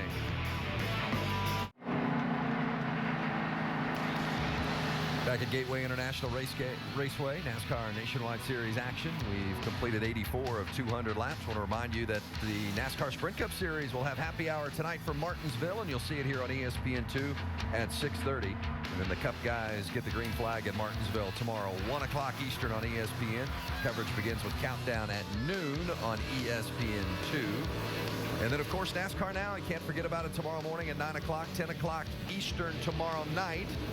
And that's also on ESPN2, and Monday at 5 o'clock Eastern time as well. Let's check in with our in-race reporter, Rusty. Hey, Justin Allgaier, Rusty Wallace, ESPN. You got us? Yeah, Rusty, go ahead. But you got a really fast pit crew down there, but every now and then things can go wrong. It looks like there's some lug nuts in the right front that drove the right front tire changer crazy. You staying calm behind the wheel right now? Good. And we get back up there and clean air. I think we got something for them at the end of the day. All right, buddy. Nice talking to us. Thanks for talking to us. Get back after it. 10-4. Thank you, buddy. Well, it's been difficult for the Verizon crew this afternoon. They've had two stops, and they've been slow on both of them. And it can get into your head as a driver, and the tendency is that you try to make it up on the racetrack, which typically leads to trouble. So he needs to be patient, needs to relax. A lot of racing left, show some composure, and you know, another driver that has a chance to win this thing if he just uses some patience. Well, we've got 29 cars on the lead lap, including the 7 of Danica Patrick. You see she's currently running 26th. How about this, guys? Edwards, Keslowski up front. They started dead last. Amazing how fast they got up to the front. Lap 85. They're already there. Keslowski will start on the outside. Carl Edwards will start on the inside as we restart, and they come barreling down toward turn 1. Back underway. Green at Gateway. I'm really curious. I'm wondering if Carl Edwards is shifting here because the inside is so difficult on the low side in turns 1 and 2 to complete the pass. You need that little extra RPM. And once again, the outside prevails. Well, if he is, he's not going to tell us, but we can watch him because he's got an in-car camera. Sneak up on him, huh? Yeah, that's right. Look at Mike Bliss diving down, trying to get underneath the 16 of Trevor Bayne. Didn't make it on the entry to 3, but looks like he's going to complete it on the exit of 4. Yeah, remember, Bayne's on 2 tires, the 33 car. Mike Bliss is on 4. Stephen Wallace is on 4. I'm really interested to see how these 2 tires are going to work for him because he's got a pretty fast car, Trevor does. Probably a good time to try it out. They're only 27 laps into a run. Rick, what's he saying about the car? Well, I can tell you he has not been happy with the car most of the afternoon. It's one of those things early on he was saying it was really bumpy. Then he was saying that the whole car will feel just out of sorts and the track going through the bumps. He's really having to work to stay in that position. In fact, considering what he said on the radio, it's amazing that he's in the top 5. Well, there's Brad Keslowski leading the way as they come back across the start-finish line. Lap 88 complete. By the way, Keslowski's been warned by NASCAR to keep a consistent speed on those restarts. Restarts are so important as you see Bliss and Steve Wallace battling for position. What a great battle for 4th. These guys have been racing side by side Melissa's car looks like it's taking just a little bit to get going. And look at the 12 is Allgaier lurking. Allgaier's been in the front throughout the course of the afternoon. Certainly has the best car it has seemed through the first 88 races, but they've had 2 problems in the pits, and that's stuck him back in the pack a little bit. Allgaier running 6th. Tell you what, guys, I just love this racetrack. They get down into turn 1 and they get so slow, they get all on top of each other. It's a big drag race down the back straightaway. And I've been watching a lot of these folks. They are carrying that so much speed into turn 3, trying to make it up. It's unreal, and you know it causes some crashes. Yeah, that's where you get into trouble. Drivers love racetracks that challenge them. And this track is a challenging racetrack. Nothing like it out there, Ricky. No, a mile and a quarter, flat, different corners. Hate to see this place go, guys. Justin Allgaier has moved alongside the 33 of Mike Bliss, so he's doing exactly what he said he would do when he was talking with you. And, working his way to the front. Look at this, 3 wide amongst this. Danica Patrick. Brandon Gaughan's car. They patched that thing back together. How about that? He's on the lead lap and still, no, he's 1 lap down. Take that back. But still running pretty quick with that battered up car. Boy, this is aggressive though, isn't it? This is 3 wide. We're less than halfway through the race. And they survived it. You know, sometimes you sit and watch these races, you see them all clogged up, and you think, where's the next caution going to come from? And you see them 3 and 4 wide. Let's say, let's try right there first. There's Danica pulling up alongside of the 15 of Michael Annette. She's getting racy. Danica's learning. She's getting faster and faster as this race goes on. I can't believe that Brendan Gaughan is running as well as he is with the back of the car all tore up like it is.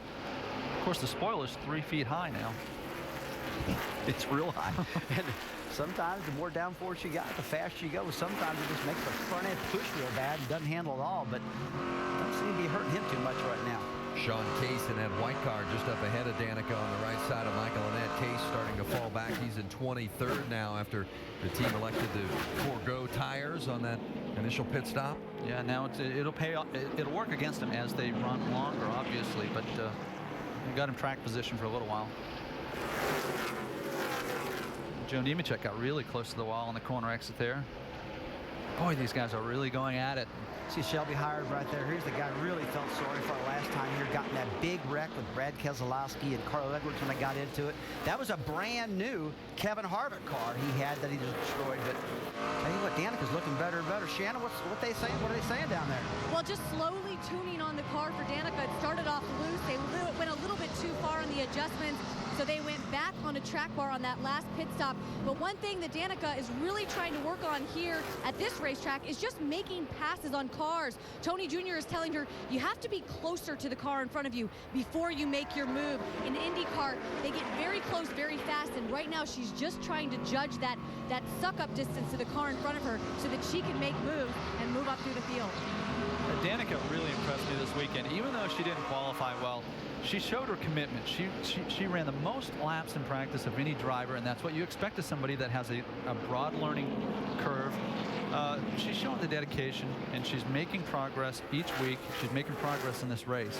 Well, Ricky, she started 41st. She's up to 25th right now. So if you're in the numbers, try that. I mean, she's definitely getting up there right now. Right now at the front, it's Brad Keselowski and Carl Edwards.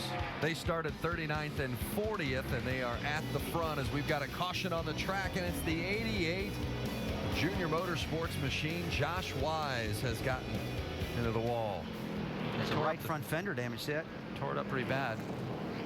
I think they can repair it, but maybe that was a part of the action there. Talk about Paul Menard having left front fender damage to start with. It looks like he got a little bit more. I don't know if it was because of this or it's just a coincidence or what. Well, what a heartbreaker. Josh Wise was running 9th. Menard was 8th, so those two were battling for position. See, Brendan Gaughan gets a free pass. That car is tore up so bad, Brendan's car is, and he gets the free pass now. Now they can come back down pit road and work on it, try to get it better. Well, let's take a look at the replay of what happened between Josh Wise and Paul Menard. This was on board for the 99. Look up ahead. He's definitely related because when Menard got past him. Hard to tell from that angle of what actually started the incident. Yeah, I believe Menard is ahead of him, and I saw some smoke coming from Menard's car. after Josh had spun, so they might have made contact on the exit of 4. Now the left front tire's down, and he's got to be real careful it doesn't fly apart, tear the left front fender, clear off this car, because that's what happens. And the only way to keep from doing that is just slow down. Yeah, he might regret that, Rusty. He had a chance to pit on the previous lap, but obviously doesn't want to go down a lap. A lot of the guys that didn't put no tires on or just put 2 tires. The only one that's really working for it right now is Trevor Bain. He's in 4th position. It's been holding on for him, but Sean Case paid for it big time. But it's like the leader's staying out right now, guys. You know what drivers are like? They're like, don't do that to me again. Yeah, that's right. Menard's going to get worked on, but Brad Keselowski stays on the track at Gateway. Back at Gateway International Raceway, let's get caught up on what's happened so far with the 5-hour Energy Rapid Recap. It's the final race here at Gateway International, so fans were able to sign the wall, leave their mark. For Danica Patrick, she started 41st, has been working hard to stay on the lead lap. This guy's been taking care of business on track, but in the pits, they've had problems. 2 pit stops, slow stops both times. They've lost positions on the track each moment. Brad Keselowski and Carl Edwards, they have been moving up toward the front all afternoon long. They started 39th and 40th. Right now they're running 1-2, just as they were last July when they came toward the checkered flag here at Gateway International Raceway. And of course we know how that one ended up. And you know, we talked in the countdown show, guys, about how they put that behind them. They're not gonna, you know, that's not gonna be an issue again today. But we knew they'd be running around one another all afternoon, and we've seen it, but it's been clean. Yeah, and so they don't come into the weekend anticipating that they're going to pick up where they left off. They put it behind them. But a lot of times, the heat of the moment creates a situation, you know, and brings out the worst in you. And we haven't seen that from them. They're both professional, but we still got to finish this thing. And it appears as though these are the 2 cars to beat right now, although you got to give credit to Justin Allgaier. You know, he's battled himself back. You know, for the 3rd week in a row, the #1 team in college football facing a tough road test. ABC Saturday Night Football featuring the Oklahoma Sooners trying to remain atop the BCS standings, heading to Columbia, Missouri to face the 11th ranked Tigers tonight. Saturday Night Football presented by Southwest Airlines on ABC. 8 o'clock Eastern this evening, 5 o'clock Pacific. Carl Edwards, a big Missouri Tigers fan. Hey, what, Vince, I don't want to jinx these 2 in the front, but, you know, we had a stat that said anybody in the last 11 races here, nobody out of the top 10 in starting positions has ever won this race. Now, this might change today. It just might. Those 2 started dead last. They made it to the front pretty quick, and they both have to mess up, wouldn't they? Yeah. They're going to be coming to the restart here, and the pace car will dive down off pit lane. Remember, Brad Keselowski has been warned by NASCAR to keep a consistent speed as he prepares for the restart. Keselowski has chosen the outside again, and as Ricky has noted, it's been the preferred line so far. They're back under green. The green flag waves, and Keselowski jumps out heading to 1. Yeah, so NASCAR warned him. They don't want to see him accelerate and then decelerate and accelerate again. That was a nice smooth restart, about what we expected. The outside carries the momentum in and out of turns 1 and 2, and it's going to get busy in the back again. Look at Trevor stacking up. Look at Trevor Bain and Justin Allgaier side by side going into 3. It's like who's got the most nerve to sail down to that corner the most before they get out of the gas pedal. They're all playing with chicken with each other, get down to turn 3. They come off of turn 2 kind of okay, and when they get to turn 3, they're locked in each other's bumpers. Danica Patrick in the 7 car, that bright green machine, 3 wide as they come down the front stretch. Yeah, she has been mixing it up whether she wants to or not. She is in the heat of the battle with so many other cars here, and she's handling it well. Teammate Justin Allgaier giving it a look. Keselowski doesn't want to give it up, though. Look at Keselowski hanging it out on the outside. Tough situation for Carl Edwards when you drive underneath a car and then there's one in your mirror. Justin Allgaier can complicate matters. If he gets really close to you, you lose the back of your car, and of course he's underneath Brad Keselowski. Yeah. More on the 22 of Brad Keselowski. Rick DeBrule. I want to talk about the fact that Keselowski was saying that for the first couple laps of every stint, he says the car is just a little bumpy, it's hard to get a hold, but then it settles down. That's why the first couple laps he's sort of okay, and then after that he said things start to feel in, come in, and he's doing much, much better after that. As for Carl Edwards, well, you can see he's got a chase on his hands. Oh, we got a yellow flag on the racetrack. Well, we've got a lot of cars getting piled up right on the front straight, and there's no room to go for several of them. Stenhouse is involved in that, the 6, the 10 of Wimmer. There's literally no way through this. Jeff Green, the Shelby 40 Howard, was in see there. that, guys? He got the big wreck last time here, and he's in it again. Turned around backwards at the start-finish line. What is it about the straightaways that they keep wrecking in? Sean Case, the 39. There's Brendan Gaughan. But I think this all started back toward the exit of 4. And most of them got swept into it. But they were racing hard. I mean, we saw a lot of 3-wide racing here on every one of these restarts. Boy, a lot of torn up equipment there. The 11 car of Brad Sweet. Want to see those as well. Want to see those window nets go down. Make sure everybody's right front, okay. Yeah, look at Brad Sweet's right front completely locked up. Don't know what's causing that, but these cars are tore to smithereens. Big fire, Ricky Stenhouse. 6 car. Shut that off. He's got an oil line or something busted, so he doesn't need to refire it. That's Scott Wimmer walking away from his car. The all-black driver's suit. Good to see Shelby Howard get out of that ML Motorsports machine. Ricky Stenhouse there in the 6, climbing out. They've thrown the red flag. The front straight is just about completely blocked off either with cars or debris, so they have thrown the red, and they've stopped everyone on track on the backstretch. 10 cars involved in this one. Let's take a look at this replay and try to find out what happened here. There it is, off like of turn 4. 10 car. Gets hit from behind, maybe by the 6 car, Ricky Stenhouse, and then they all react. So a lot of times it isn't the action, it's the reaction. It actually looked to me like the 10 car of Scott Wimmer just flat got loose and got up alongside. Let's take one more look here. Yeah, that's a tough call. I'm not sure that Stenhouse actually got into him until after he was sliding, Rusty. You might be right. Watch it from the onboard of the 7 car of Danica Patrick. One of the tough parts for these cars is the cars trying to get through. You had one up high and one down low, and there wasn't much room to go through to miss any of the mess. Yeah, we thought that Danica Patrick, who we're riding with here, got through, but she actually got hit in the right rear. She got a pretty big hit here. Might have knocked the rear out of alignment. See if we can see where it all gets started here. Right there with the 10 car and everybody else just reacting to it. Boy, Josh Wash got through there. Danica Patrick, Mike Wallace, they barely had enough room on the inside to get through, but what do we got here? Like 8-10 cars destroyed right now, guys. Rusty, how many times have you been in a wreck and it's because you saw the incident, you lifted, and the guy behind you didn't? Yeah, that happens a lot, you know. Chain reaction. It happens on the 5 out in California a lot.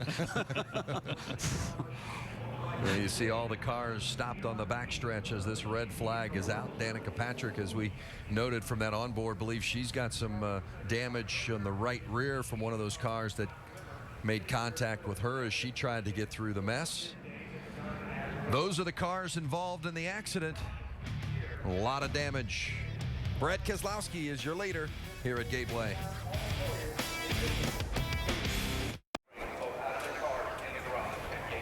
Under red flag condition at Gateway International Raceway, a 10-car accident gives us an opportunity to remind you about the Sprint Cup Series at Martinsville. Happy hour tonight, 6:30 Eastern on ESPN2. And they'll race it tomorrow on the Cup Series at Martinsville, 1 o'clock on ESPN. Coverage begins with countdown at noon on ESPN2. And then tomorrow morning, NASCAR Now, 9 a.m. And then again at 10 o'clock Eastern on ESPN2. That's 10 p.m. Eastern. And then Monday night, 5 o'clock on ESPN2. Get you caught up on everything that happened over the course of the weekend. Boy, it has gotten ugly here at Gateway on the front stretch with a 10-car pileup. Starts with Scott Wimmer getting turned. We can't tell if he's turned from by Ricky Stenhouse or if he just got loose and Stenhouse happened to be there to help him around, but then it all broke loose. Yeah, I don't want to speculate a lot, but I did see the 10-car of Scott Wimber really jump loose real suddenly, so he might have got just a little bit of a tap to start this. Let's take a look one more time. We can't hardly tell right there. It's already happened. A lot of smoke. Right now, it's a time of survival to get through all this stuff. Jim Noble's downstairs. He's with Scott Wimmer. Jim? Well, Vince, will pose that question to Scott Wimmer. Were you turned by Ricky Stenhouse Jr. or were you just loose? Yeah, I was just loose. Not unless he tried to turn me, but you know, we were actually making up a lot of ground. We were up inside top 15 there, and Just got a little free underneath another car, wanted to stay off of him, and I think Ricky got into me, so it's not really his fault. We struggle with the car all day, but got to thank Mr. Turner for giving me this opportunity, and hopefully I'll see you guys next year. All right, Scott Wimmer had been making gains, but his day comes to an end, guys. That's disappointing for Wimmer and that 10 machine. Well, we were seeing some of the cars that got caught up in that. We mentioned 10 cars involved. Danica Patrick was able to get through there. It will be interesting to see how much damage she might have had, because Ricky, you noted there was a little bit of contact there on the right rear. Let's find out maybe how much damage she did get. Shannon Spake. Well, down here with her crew chief, Tony Uri Jr., who is watching the highlights. I know that's not something you want to see. It looked like she was just about to get through there. How much damage is on the car? It doesn't look like it's too much. We got a little bit of fender damage, it looks like, on the left rear. I don't know really what's happening with the right rear, but it doesn't look like it's too bad. But I'm really proud of her. That's probably the first time she's ever had to drive through an accident like that at a short track. So she's doing good today. We're pretty happy, and we'll get her tuned up here and see what we can come out with. All right, guys, looks like they're going to bring Danica down and fix her up a little bit. Rick? Well, one guy doesn't need any fixing right now, and that's Brad Keslowski standing by with Paul Wolf. And I asked a moment ago, I said, so what's the plan for the second half of the race? What are you going to tell us? We're not sure yet. We've had a good start to the race. Brad's been real patient, and we took our time getting to the front. And now we're just making small adjustments. Our car was real close. Got to thank Parker Klingerman for practicing for us yesterday. Brad wasn't able to be here. So got us close, and we're just making small adjustments. 60's real strong. So we'll continue to work on a discount tire Dodge here the last 100 laps, and feel like we should have a shot at it. So as you watch Carl's car, is there something you think you need to do in terms of adjustment to fend him off? I mean, we just got to run our own race. He's strong. We just need to get our car where exactly where Brad wants it, and we should be fine. All right, Paul Wolf. Jim Noble?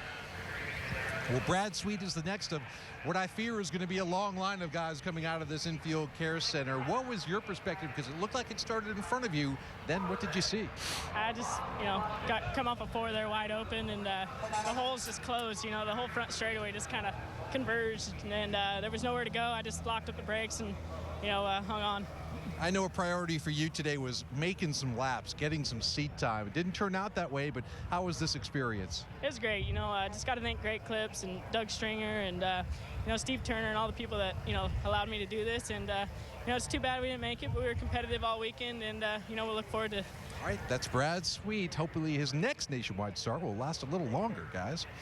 Thanks, Jim. We had 1 caution in the first 75 laps, 4 in the last 30 laps. It's gotten busy. Brad Keslowski is your leader. Come on! Yeah!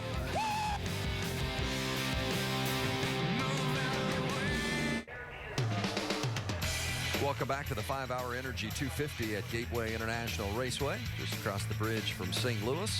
Hey, make sure you go to NASCAR.com for all your latest NASCAR information, NASCAR.com. Maybe check out the starting lineup for tomorrow's race at Martinsville, the big cup race, the race in the chase. Hey, for the 3rd week in a row, the #1 team in college football faces a critical test on the road. ABC's Saturday Night Football featuring the Oklahoma Sooners trying to remain atop the BCS standings. They got a tough one. Columbia, Missouri against the 11th ranked and undefeated Missouri Tigers. One of those teams going to suffer their first loss of the season tonight. Saturday Night Football presented by Southwest Airlines on ABC, 8 o'clock this evening. Let's check in downstairs with Jim Noble. Jim? I'm standing here with Ricky Stenhouse Jr. Scott Wimmer just told us he felt like he got loose in front of you. I'm going to assume that's not much consolation because I thought you had a pretty decent race car today. Tell you what, we struggled with our City Financial Ford Fusion since we got here.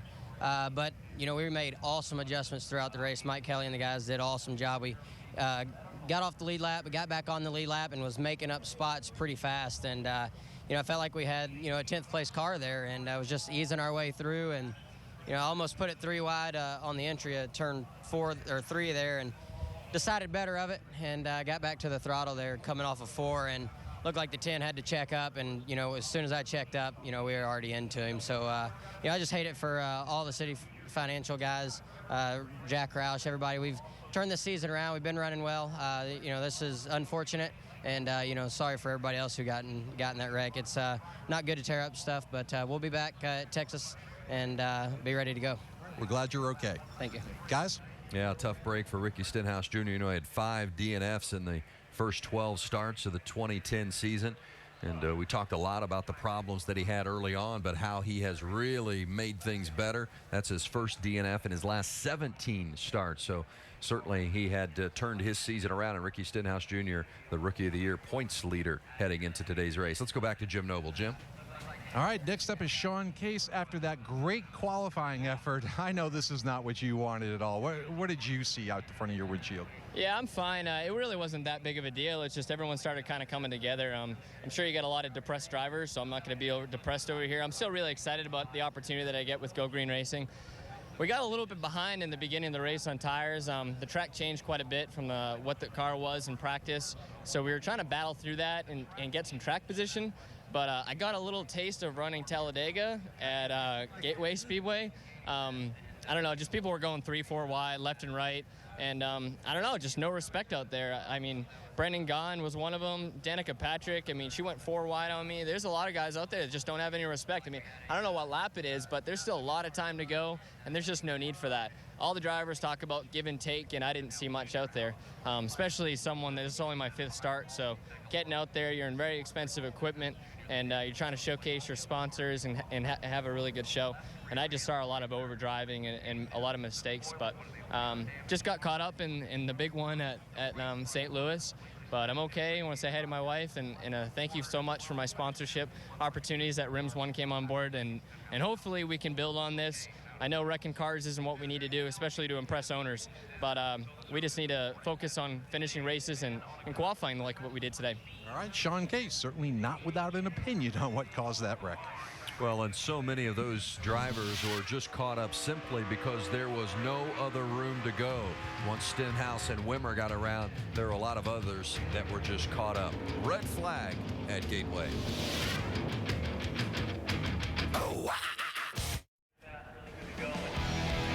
Gateway International Raceway NASCAR Nationwide Series, just over 16 minutes on this red flag, and you see we're just past the halfway mark of this 200 lap event, 97 laps to go.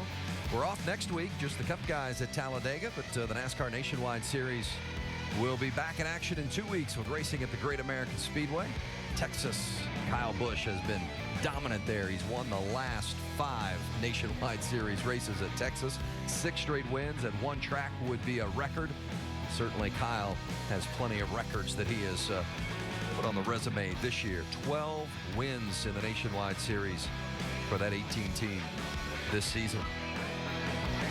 Well, we're sitting on the backstretch. The car's getting ready, hopefully, to fire up soon. There's a good look at Kenny Wallace and that Rusty Wallace racing machine. And what a strong run Kenny's had so far today, running in the top 10. And Kenny's done an outstanding job. And you have to go all the way back to Memphis of last year to get Kenny's last top 10 finish. He's obviously in position to do that now. I talked with him this morning, and he said, Ricky, I feel like I can drive again. And that's what happens when you get when you go from a situation when you're in cars and the engines that don't have the horsepower.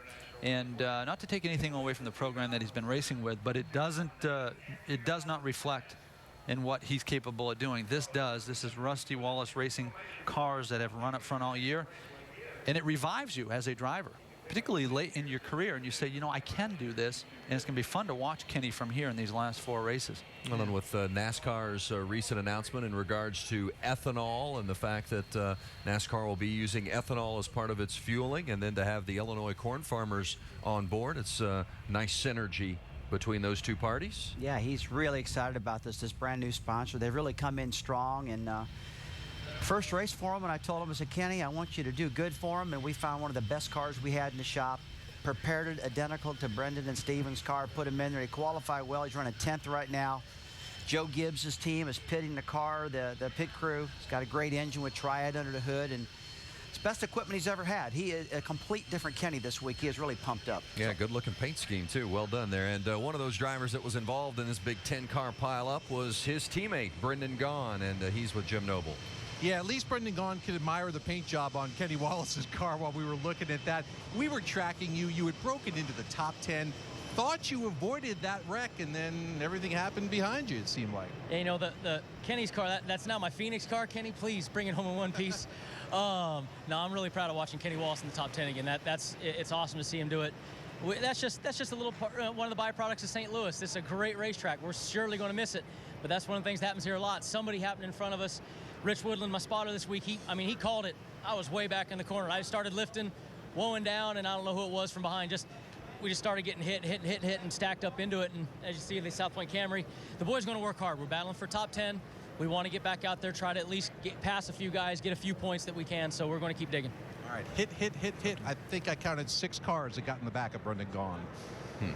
Well, and Brendan mentions the spotters, and that's, boy, it's a key position, especially at a racetrack like this. There's not a lot of room on that front straight to avoid things. Right. You ever watch a Days of Thunder movie with all the smoke in turn 3 and 4? Look at all that smoke that those guys had to try to drive through. I mean, it was, obviously that's not the smoke, but a lot of smoke out there, and it's hard to look through all that stuff, guys. The spotters are your conscience, and you get used to that, and you get comfortable with it. Extra set eyes at Gateway.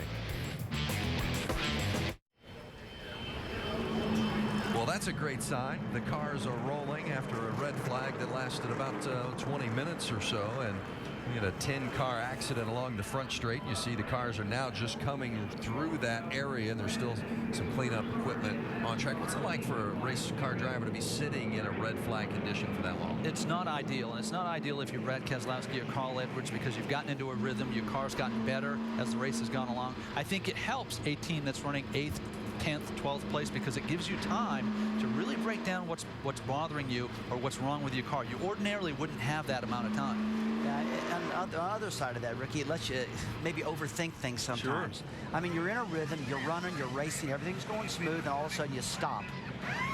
Danica Patrick in the pits. The 88 of Josh Wise came as well, maybe tending to some of that damage that Tony Eury Jr. spoke about. I thought she got a pretty big hit. I saw the right rear tire sticking outside of the body, and you know, hopefully they can make an adjustment. Yeah, I'd say the track bar at the back of the car that keeps the rear end housing going left and right might have got bent. It's like you said, whenever you see a tire hanging out, yeah, it's probably there they are working on the track bar now. It looks like they're trying to straighten it out. It looks like it's bent. Yeah. That's exactly what he's doing. It bent the track bar, put a big warp in it. They're trying to straighten it out, get the rear end realigned, straighten everything back out, because she did hit that inside wall pretty substantial with that tire. Take a look at the replay as we see the 88 of Josh Wise come into the pits. Of course, that's Danica's teammate for Junior Motorsports, and it's like, I'm going to go into this pit box. No, wrong one. Let's move forward. You'll have those days. Yep. Trust me. Same team. It's the other teams that don't like you coming into their pit box, right? Yeah. All part of the same family. Well, Wise has made 8 starts in that 7 this season, so maybe just forgot which car number he was in. There you go. Well, Josh Wise and Danica Patrick both have had solid efforts so far here this afternoon, and they hope to continue that as we've got about just past the halfway mark. We're lap 106 of 200 so far here today at Gateway. The man up front is Brad Keselowski. He's led 30 laps. His teammate Justin Allgaier has led 70. But Allgaier's had a couple of problems in the pits. That's really been the big difference for him. It really has. He's pretty well righted the ship, though, right now. I mean, he's running good right now. He's up in the 3rd position. His teammate's leading this thing. And he's able to calm down a little bit. He's had to be a little frustrated with the pit stop problems that have been happening. Let's him get his composure back together right now. But he's got a fast car. But he's gotten back in that track position. When you're looking at the track position, because of those pit stops, he's not been on the point. Sometimes when you're back 2 or 3 spots, you're in a little more traffic and the car handles differently. Well, of course it does, and you know, the air in front of you gets disrupted, and you know what you have to be very, very precise at is the feedback that you give has to be in consideration to where you're at, you know, in line or where you're at relative to other cars. If you're going to win this race, and if you're going to beat the 22 or the 60 car, if you're going to beat Brad and Carl, you're going to have to be very good at what your weakness is. Give it to your crew chief. Say, look, I need to be stronger here. And you got to be thinking about it here in the next 30, 40, 50 laps. You might get one shot at this, one more pit stop. See the guys swerving back and forth, trying to clean off those tires. Let's get more on that from the NASCAR Craftsman Tech Garage and Tim Brewer. Brewer? Ideally, the driver would like to have 4 sticker tires on a restart. But if they elect to stay on the racetrack with used tires, see this carnage, this build-up, you see the guys swaying the cars back and forth on the racetrack. What they're trying to do is clean this material off, so on a restart, the tire will look more like this, so they don't spin the tires. How's that make the car feel when when the tires have debris on them. It'll make you feel like you got a flat tire. In fact, we saw Ryan Truex hit pit road saying he has something wrong with the tire, and the crew said there's nothing wrong with his tire. He had buildup on the tires that told him there's something wrong when there wasn't nothing wrong. You got to be patient. You got to get about 2 laps into it to get all that stuff off the tires. Then you're back to normal. These are the fundamentals. These are the things that you always learn the hard way as a race car driver, and it happens to you once. You retain it. You don't make the mistake again.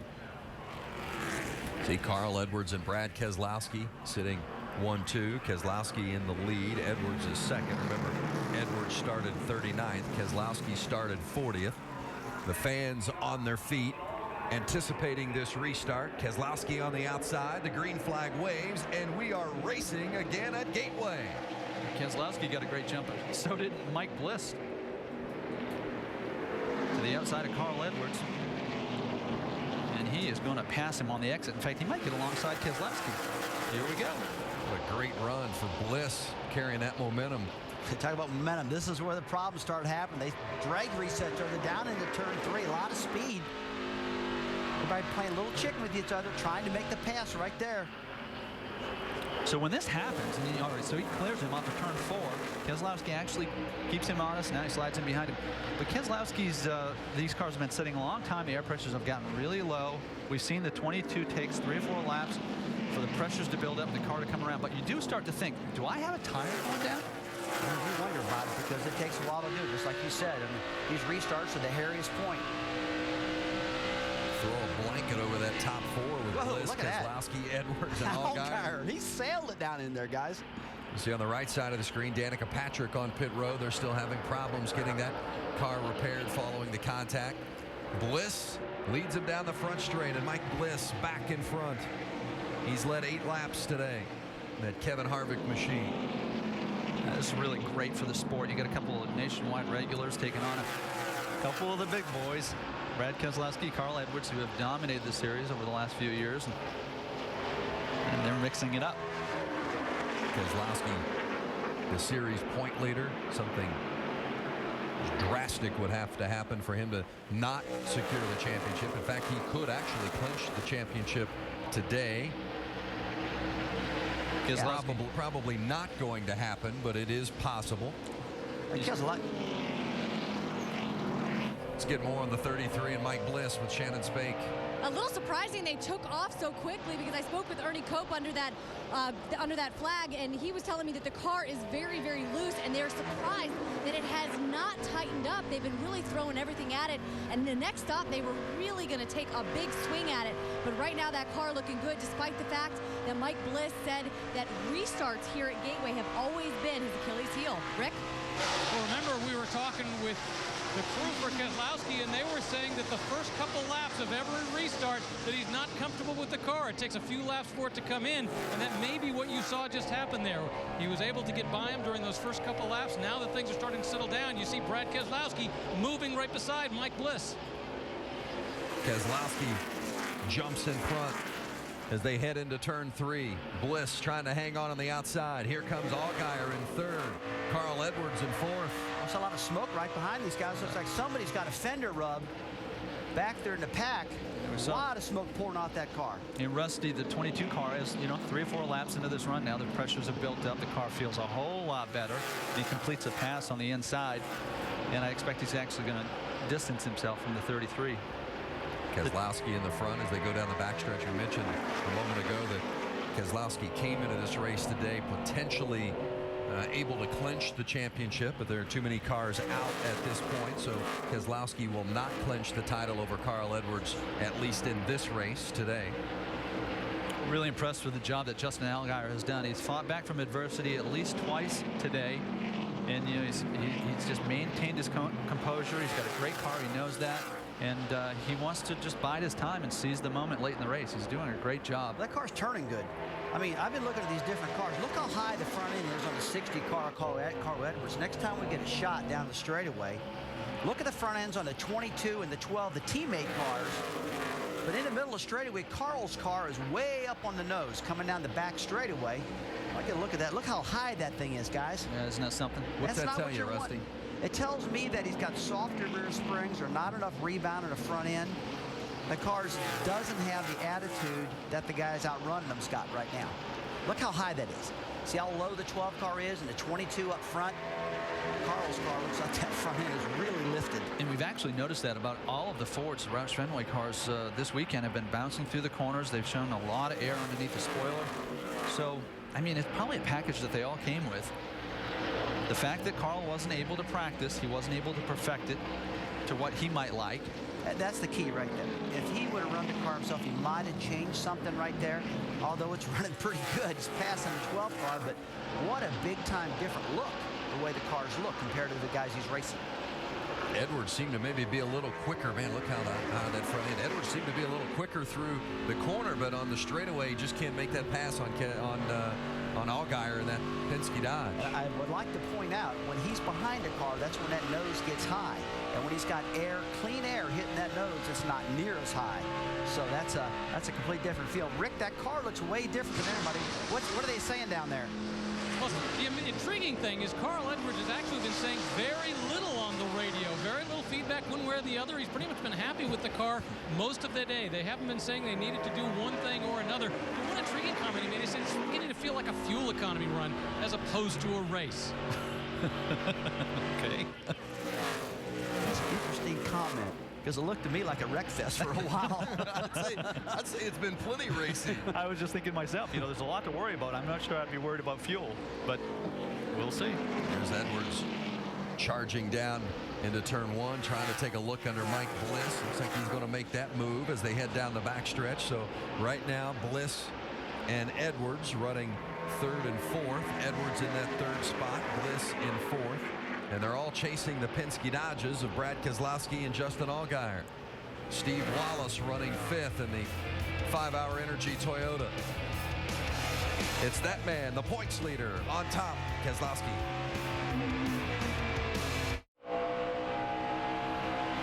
Back at Gateway International Raceway. What a beautiful day. Initially this weekend they talked about some potential for rain, but it has been Look at that, awesome guys. today. Simultaneously shifting. Carl Edwards pushed it forward. Watch this. Both come back. Answers our question. Was Justin Allgaier the only guy doing this? Carl Edwards doing it now? I got a feeling that everybody's doing it. Yeah, it's out of necessity. You know, in a perfect world, I don't think they'd want to shift. It complicates things a little bit, but they have to because the RPM gets so low down in turns 1 and 2. That gives them that little extra speed off of the corner. Well, let me talk about why we're talking about this all the time. NASCAR wanted to get everybody away from that. They put gear rules in the transmissions that basically made it impossible to do that. They started at Pocono, Pennsylvania. They quit shifting there. Now they did it over here at St. Louis. They quit shifting here. But now it's changed again. The speeds have got so slow. The track is worn. The speeds are down. And it's enabled these guys to do it again. NASCAR really doesn't care. They really don't want them to do this. Well, that's the reason we're saying so much about it. This is pretty new stuff.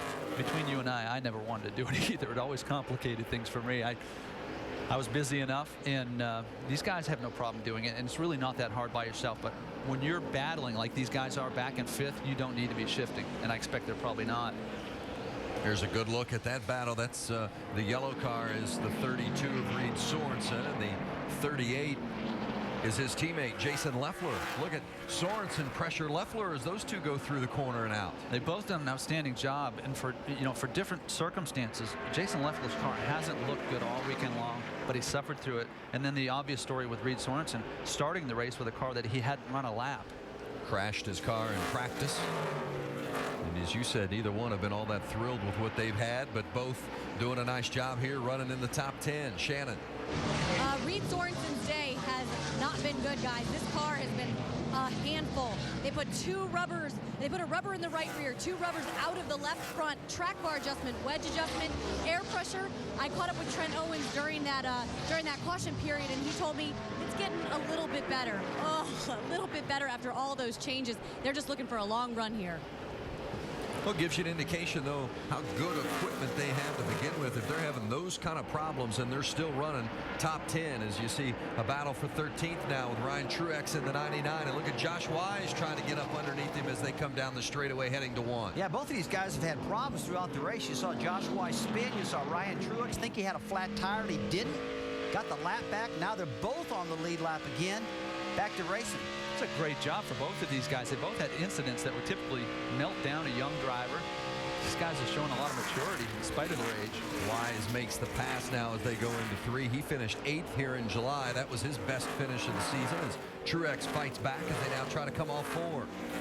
They are mixing it up. 72 laps to go. They got to be considering maybe one more stop. And if it's under green, we'll have to talk about pit road because it's not an easy place to get in and out of. They have to use an access road to get into pit road, access road to get off of pit road. Yeah, you lose a lot of time there. If these guys have got to pit under green, you're definitely going to go a couple laps down probably before you get that thing straightened out.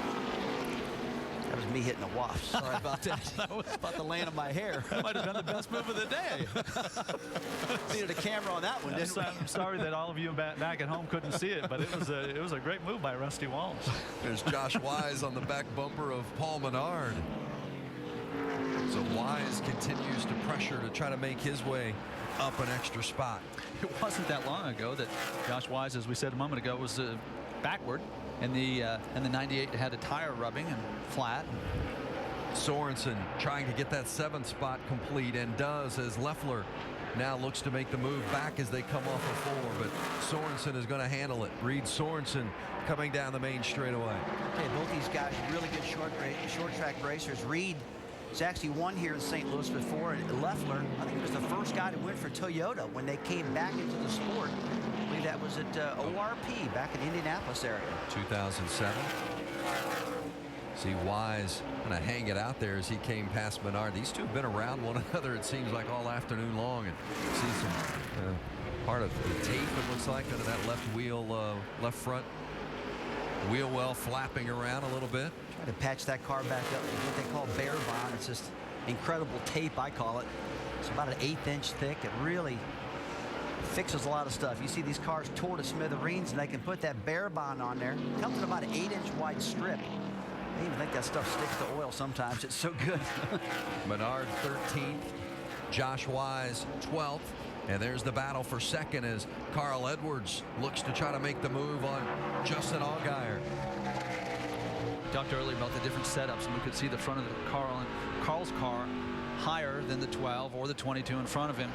And as the run goes along, that might work to his advantage, you know, because it doesn't create as much front heat in the tires, in the front tires. So over the long run, the tires last longer, and that's why you'd see the 60 car of Carl Edwards moving forward. It's not so locked down on the front wheels, which beats tires up, but if sometimes you go too far, and I think this car's went just a little too far. I'm interested to see what it's going to look like if he gets in front of Justin Allgaier. If that settles down, it gives us a good idea to tell you how important aerodynamics really is when it gets fresh air to the front of that car to hold that nose down. Good look at the front of the 60 car of Edwards out the back window of Justin Allgaier. Edwards creeping right back up on the bumper. Allgaier has led the most laps today, 70, but right now he's chasing his teammate Brad Keselowski, who has led 53 laps. Allgaier started on the pole. Keselowski and Carl Edwards started at the back. Edwards started 39th, Keselowski 40th. Didn't take him long to get up through the field, though, did it? No, it really didn't. And if you're sitting in the 12 car, if you're Justin Allgaier, you're saying, I don't mind racing this way because I really trust the guy behind me, you know, and you know, before we stretch this out too much and say, but wait a minute, you know, look at all the trouble between Brad Keselowski and Carl Edwards. That's personal. That's because that initiated because if you take something from me, I'm going to take it back. It escalates, and you don't have that between these two drivers. They've raced each other with respect, and they're really mixing it up on a track that's very difficult. I want to point out the left front fender on the 12 car, Justin Allgaier. I was just watching that, guys. Look how it's caved in on the left front. I mean, it's not bad, but it's not good, because anytime you take that left front edge and move it inboard, that loses downforce, and it makes the car handle a little bit different. So it's you got into somebody somewhere. How many times, Rusty, have you been in the car and you say to your crew chief, look, my car's really tightened up, and then 5 laps later he says, well, it might have tightened up because you pushed the left front fender in. And you know what? Sometimes the driver doesn't know that. That's right. They'll say, hey, did you remember hitting anybody? He goes, no, or the fender's all caved in. And you might not know until you hit pit road, you know, and they're close enough to identify it. And they can come in on a pit stop, even on a green flag pit stop. As that tire's coming out, they can whack that with his hand and knock that thing right back out. So it's not something that's going to cost them a lot of time to fix. The only 3 drivers in the field today that have won races in 2010, Carl Edwards, Justin Allgaier, and Brad Keselowski. They're in the top 3 now. The 22 of Brad Keslowski clicking off the laps here. 60 to go at Gateway International Raceway. He is on point after starting 40th today. Keslowski is your leader. Let's get caught up to speed, starting with the 18, and that's Brad Coleman. Jim Noble? Well, Brad Coleman's in that 18 car that has won so many races this year. He is really good in clean air. Gets very tight when he's behind another car. Keep in mind, a little pressure on this kid. The owner's points battle going on. They're plus 119 over the 22 team. And Brad Coleman does not want to let that slip away before he gives the car keys back to Kyle Busch. Rick? Matt DiBenedetto, also one of those guys, needs to make a stand. This is his last run in this car. Team says it's just kind of been one of those inconsistent days. They have a lot of highs, they have a lot of lows. Unfortunately, the lows tend to be out on the track, tend to make mistakes and get in places you don't belong, and then having to recover from it. But the good news is he seems to be recovering from it very well. Now, behind him is Trevor Bayne, and Trevor Bayne has had one of those days. You know, this is the guy who sat on the pole in July. He finished third. But remember, he's with a new team. Now, he's driving 16 for the first. Oh, we've got a problem with Trevor Bayne. No, it looks like he's managed to recover. There was smoke out of the back tires, but apparently no serious problem. Remember, he's driving the 16 number for the first time, but he's been with that team all along. For the 3 races he's been with this team with those guys. Shannon? And you saw Josh Wise make the pass on the inside on Trevor Bayne. He's driving that number 88 car. This is his last start this season for Junior Motorsports, and he is wheeling that car on pure determination. He was involved in a wreck with Paul Menard back on lap 97, and he's just moved himself back into the top 10, hoping to end this run with Junior Motorsports on a high note. Jim? Shannon, Kenny Wallace loves his race car right now. In fact, I'm surprised he hasn't thanked Rusty personally himself.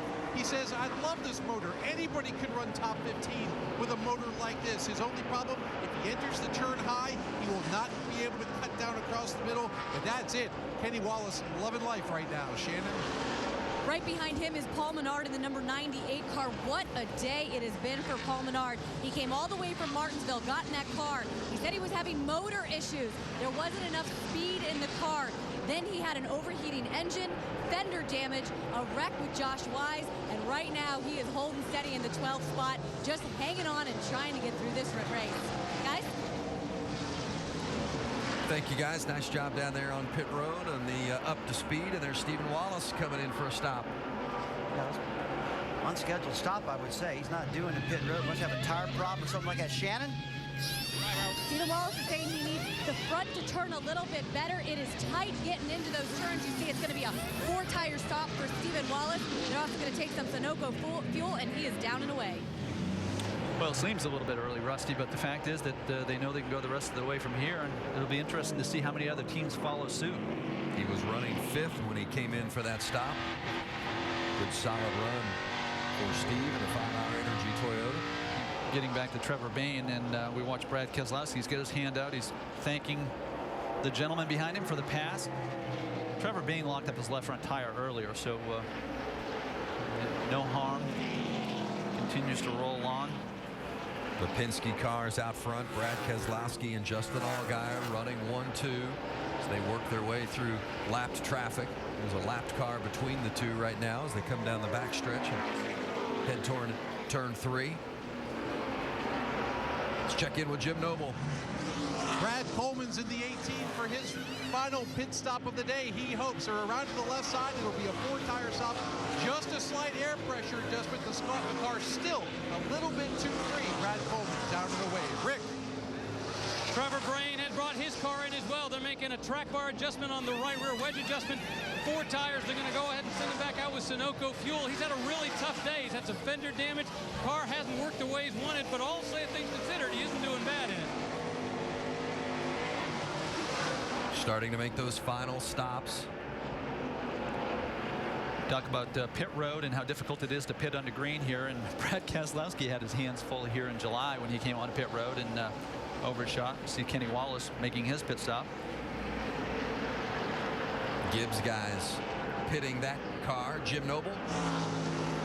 Kenny Wallace wants just a slight adjustment. He really loves his race car, as we told you a couple of minutes ago, but they're a little slow right now on that left side. The gas is in. Finally, the jack goes down. 23.3 seconds, not the stop Kenny Wallace wanted. That's painful. You know, and as a race car driver, you sense how long a pit stop is. You sense if a pit stop is 1, 2, 3 seconds long. You surely identify a 10-second long pit stop. Well, they need an hourglass for that one. Okay. You're sounding like Kevin Harvick. Sound like Kevin Harvick, our owner. Huh? Sorry, Kevin. We're just having fun with you today. There's Ryan Truex pulling away after his stop. Brad Keselowski in the Discount Tire Dodge. He's been out front for 69 laps. His next lap led when he comes across the line will equal that of teammate Justin Allgaier for most laps led here today. 50 laps to go in this race. The final race at Gateway International Raceway.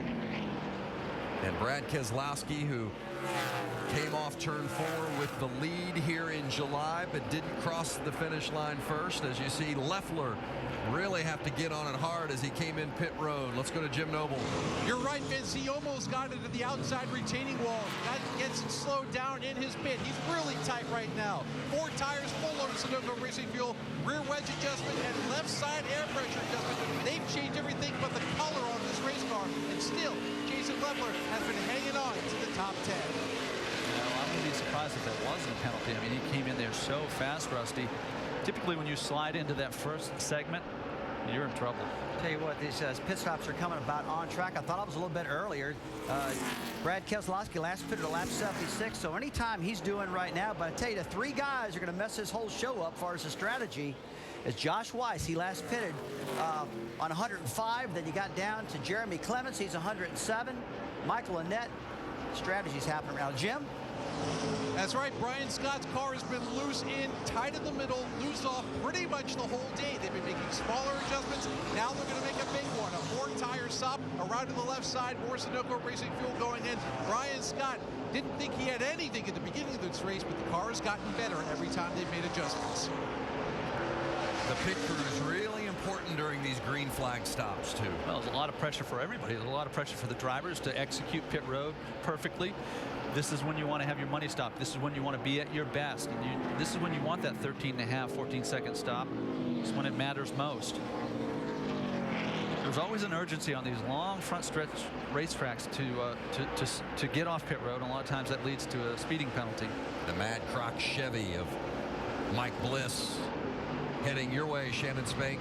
Yep, that is a new sponsor for Mike Bliss on that 33 car. He's going to bring it down pit road. They are going to make no changes for Mike Bliss. They're only going to take some sticker tires. You see those guys headed over the wall right now, just trying to get a good finish for this KHI car. Mike Bliss making his 8th start at this track. They were looking for a little veteran experience to make this car wheel around Gateway in the last race here at this track, guys. Well, it's already been a good day for Kevin and Delana. A little slow there on the rear change on the left rear, but KHI won the truck race earlier today at Martinsville. Ron Hornaday taking it to victory lane. Yeah, I'm so impressed with what Kevin and Delana have done with their program. I mean, they just built outstanding trucks and cars, and they seem to win every week. Here comes Paul Menard. Shannon Spank is there waiting. Well, it was a disappointing week last week at Charlotte for Paul Menard when he blew a motor. They are really turning things around here today, despite having every issue that could possibly go wrong. You see the car right now pulling in. The guys are going to go to work on the right side. It's going to be 4 tires for Paul Menard, and you do see there is a chassis adjustment. Rick? It's interesting. When you talk to both these teams, they tell you that Carl Edwards says they need to run their race. Keselowski needs to run his, but it's amazing how they're pretty much in lockstep. Carl says he thinks he has a winning chassis. He says they just need to tighten it up just a little bit. They got a clean stop, got Sunoco fuel in, they're out. Now, on the right-hand side, you can see Keselowski coming in as well. He's been very happy with the car all day, hasn't wanted much in the way of changes. Really, you're up to the first few stops where they made changes. After that, it's strictly been some air pressure adjustments. Now, remember, after each stop, he's been saying that it's the first couple laps are the toughest for him. So he's got to get out there, make sure he can do as well as he can during these first 2 stops. Let's see, they got a track bar adjustment on the right rear. Everything's going smoothly so far. More Sunoco fuel in, 4 tires, and they're going to send him back out. Shannon? Justin Allgaier says he's completely lost the ability to get through 1 and 2, a place where he says he's always been good. They're going to take 4 tires. They're going to make an air pressure adjustment and try to pull out that fender a little bit from 12 miles. when this all shakes out, we're going to see which of the 3 drivers running in the front was willing to take more risk carrying speed onto pit road, more risk carrying speed off of pit road, because we know that Brad Keselowski was leading, Carl Edwards was third, but how did it work out after the pit stops? Well, one thing I saw also, some of these guys short stopped. They're actually short pitting to try to get fresh tires and get the speed and get out of there, because they were in their window now. They can go about 75 laps, and some of them pitted, in that window to get the fresh tires to try to get the speed. I've seen this happen a lot this year, short pitting. 32 of Reed Sorensen is the leader. You see 43 laps to go. Josh Wise second, Jeremy Clements third. Those 3 still need to stop. Sorensen's got about 20 laps more than the leaders that were pitting, Brad Keselowski, so he can keep going for just a little bit longer before he's got to hit pit road and get some fuel and tires in his car. Remember, we've had reports from pit lane today that he's had his hands full with that race car, that 32. Of course, that's the backup car after he crashed in practice on Friday. Well, when you wreck the primary car, you really can't complain much, and I'm only talking from experience, okay? But he's doing a great job today. I tell you, the problem with the top 3 guys that are staying out there right now, Sorensen, Josh Weiss, Jeremy Clements, they're almost about 0.6 of a second slower than the leaders. So when they do pit, they're going to be way behind guys. Yeah, there's interesting time right now, isn't it? Because the caution would change the whole complexion of the race with guys that really didn't appear to be contenders running among the top 6. Shannon? Yeah, guys, Reed Sorensen having radio issues. The team cannot hear Reed. That's what they just told me. They are going to try to bring it down pit road, though, and they're going to make some adjustments on this car because it's still running tight. It's going to be a spring rubber and a track bar, but right now, just not having a good time on the radio. As you see, Reed Sorensen still wheeling his way around the racetrack. 40 laps to go at Gateway. Sorensen still has to make another stop, but right now he is the man in front. And here he comes. Oh, got off a little bit, a little four-wheeling there as he got into the access road, a little hot coming into turn 3. It was a great recovery. So Reed Sorensen woes it up as he comes into that first timing line, making his way down pit lane. Shannon Spank is there waiting on Reed. And the team is waiting on Reed as well, man. This has been such a day for this team. It is a backup car because he spun in final practice yesterday, and they have been making adjustments all day. Spring rubbers in, spring rubbers out. They're going to go ahead and put a spring rubber in the right rear. You see those guys working on that right now as they then move around to the left side, still working on that right rear. And there they come around the back side of the car. They also made a track bar adjustment, and they're going to take Sunoco fuel and, of course, 4 tires. But what a day it has been for this team. With Sorensen coming in to make his stop, that leaves the 88 to front the field, and that's the Junior Motorsports machine of Josh Wise. Wise has had some contact of his own today, but right now he's the man leading the way with 38 to go at Gateway. For the first time in his NASCAR Nationwide Series career, Jeremy Clements is out front. He's going to have to make a stop yet in these final 34 laps, and that is going to relinquish the lead to the man behind him, and that would be Brad Keselowski. But for now, Clements is enjoying the view from out there. I wouldn't pit. Heck with it, man. Get all the TV time you can get. Just run this baby out of gas, then we'll pit. That's what he needs to do. It is great experience for the young man, and he certainly deserves it. By the way, when we went to break, Josh Wise was in the lead in the 88, and that Realtree Outfitters Chevrolet for Junior Motorsports did pit during our commercial break. So Wise has now returned to the track and has picked up his position, but right now it's Jeremy Clements. He still has to make one final stop, and then when he does, that would turn the lead to Brad Keselowski, and Keselowski has led a race-high 76 laps today. It's been some Penske dominance out front today. Keselowski's led 76. Allgaier's led 70. When we see him pit, I think net, we're going to have the 3 guys who are running 1, 2, 3 be relatively same position, the distance between them, as before they pitted. Well, right now, Brad Keselowski is only 3.5 seconds behind Jeremy Clements right now. Clements can go to about lap 180, guys. Got about another 12 laps of gas in that tank to keep on going. I think probably by then Keselowski will catch him. But hey, it's a good gamble. I do the same thing. Caution comes out here pretty soon. Still on the lead lap. Yeah, Allgaier's actually closed the gap on Brad Keselowski a little bit. And that just could be a product of the car running better on the low air pressure, on the newer tires. We got 15 cars in lead lap right now. Kenny Wallace is in the lucky dog position, if that happens. There's the battle for 8th. Look at Reed Sorensen, and his teammate on the outside is Jason Leffler. That's what happens when you get team cars. They run the same speed, generally. Yeah. And neither one of them have been all that happy with the speed that their cars have been running today, but they've done a nice job. You know, when you're unhappy and you're still running in the top 10, that says something about your cars and the way you're wheeling them. Yeah, it does. And, you know, the 8th, 9th, 10th place cars are the hardest cars to drive a lot of times. Certainly more hard to drive than the 3rd, 4th, 5th place car. The leader is in, and Jim Noble is there. That's right. He'll like the sound of that, Vince. Race leader Jeremy Clements pulling the 04 machine in. What a run for this underfunded, understaffed team. They have fought the good fight all day long. It's going to be a 4-tire stop. They've been trying to free it up in the middle for him. He's been tight across the center, but still, what a day for this team. I tell you what, some of these guys are volunteers. They're on the left side. Nice run for Jeremy Clements today. Meanwhile, on the left side of the screen, that's the battle for the lead. Brad Keselowski, followed by his teammate, Justin Allgaier. What an outstanding job that Justin Allgaier has done. You know, typically, if you have a season like he's had this year, where he's the only full-time nationwide driver to win a race against the Cup regulars, he did that at Bristol, one of the toughest tracks on the circuit. You get a contract extension. He's 4th in the standings with only 4 races to go, and he's unemployed in 2011. He's making a strong case. Well, the last time by him, Brad Keselowski and Allgaier run identical speeds, 34-13 for both of them. Wouldn't this be something if this kid running second right now, who's out of a ride, could pass his teammate and go on and win this thing? Because like you said, Ricky, he needs it more than Keselowski. He's on life support right now. Yes, he is.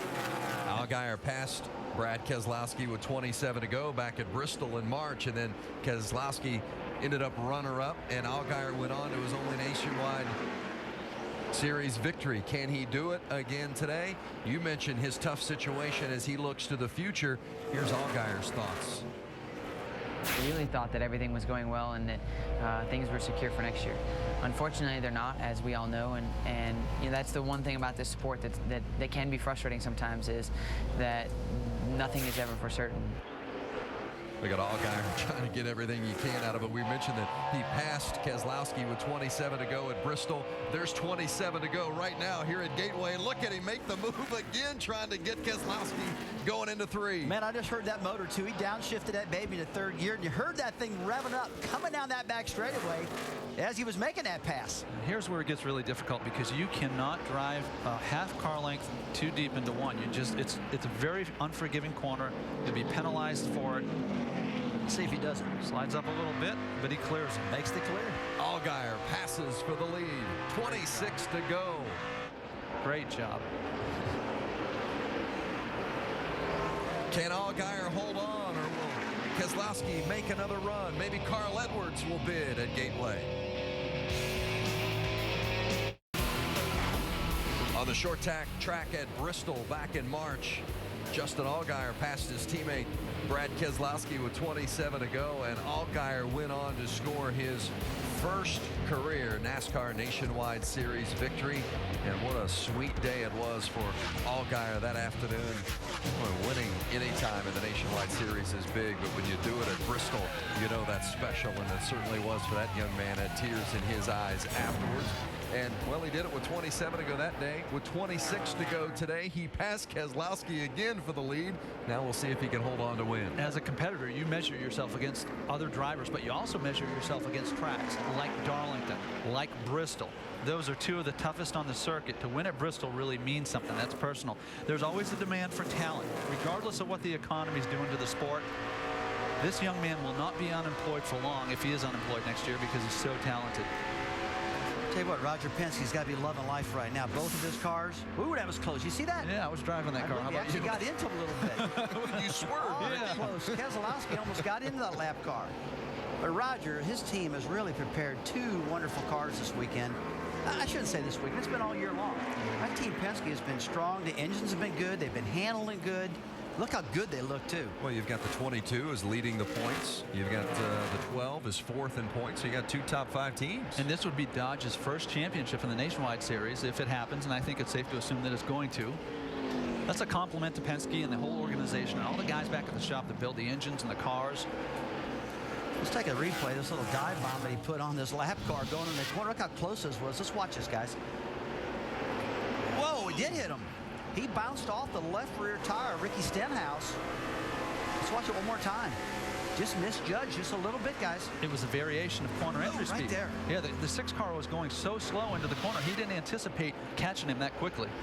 Let's check in with Shannon Spake on the 12. Some words of advice to Justin Allgaier from on top of the pit box. Don't let him pressure you. Of course, talking about his teammate right behind him. Look forward through that window. Don't race in that mirror and just drive your race car and make your own race, guys.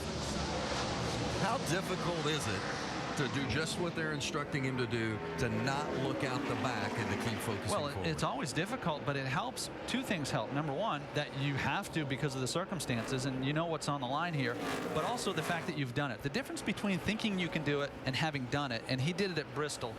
That's why he can do it again. Let's take a look at this 22 car, the right side. I want to look at this, Ricky. Great point you were just making, but he's got some damage right behind the door numbers, but I don't think it's affecting the car right now. Rick, boy, got a little damage there. Yeah, and I can tell you right after that moment, Brad came on the radio and said, whoa, that was way too close for call for him.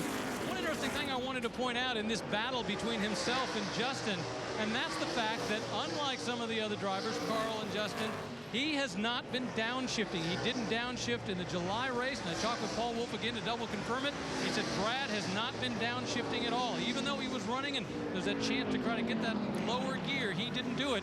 As a result, he's been going through. Now, Paul just a moment ago told him you only have to guess about this 18 more times. That was with 18 laps to go. He's got to dig a little deeper and try to figure out how to make it work.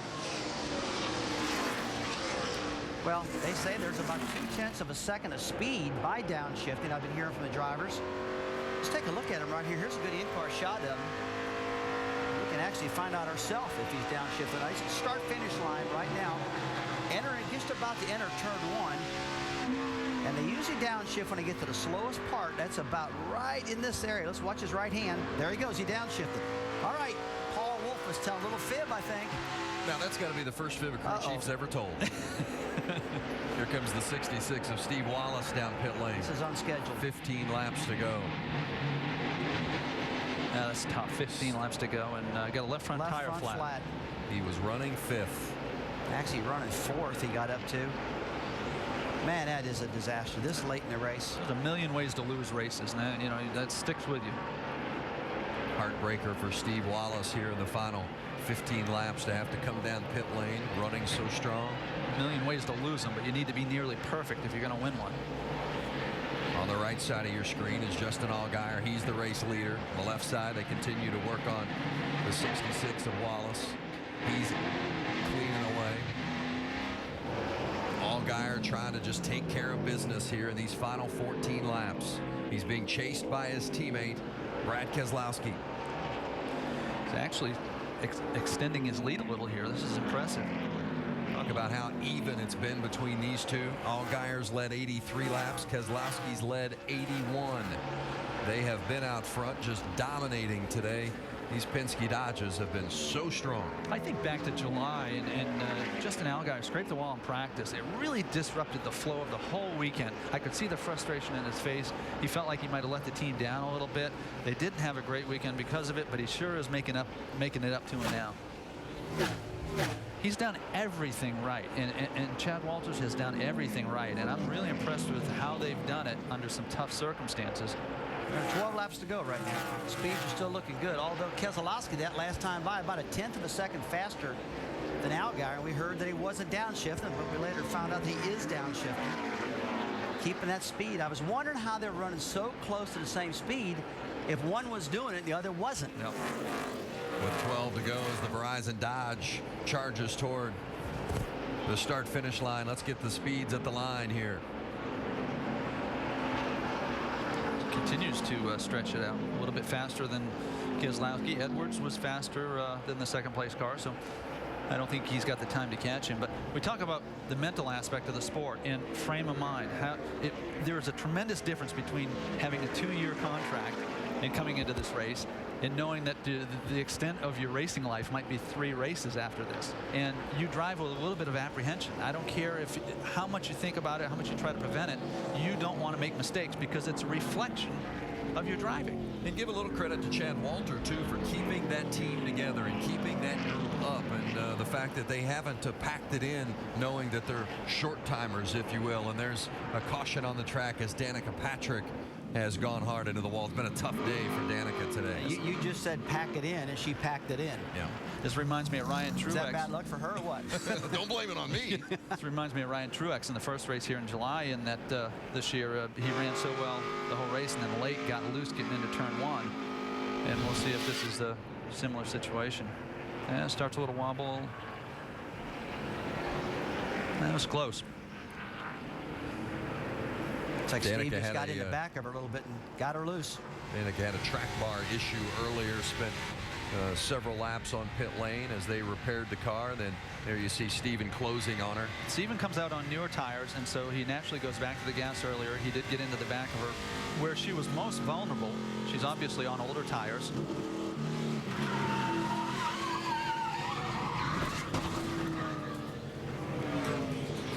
Well, it used to be such a big issue at a track like Darlington where you had aggressive tire wear because there was such a disparity in tires. So now it comes down to this, you know, with just a few laps to go, would you pit? Would you pit if you're Brad Keselowski and you don't think you got the muscle to beat 9 laps to go? Rusty, I'm waiting. You know, I'll tell you, let's see. Yeah, I think I would pit. How's that?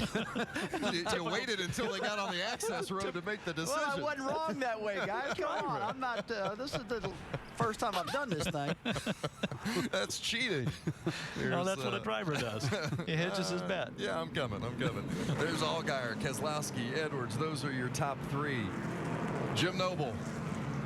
After much debate, Carl Edwards has decided to come down pit road. They are going to change 4 tires. They aren't going to put any fuel in it right now because they think that'll disrupt the balance of the car.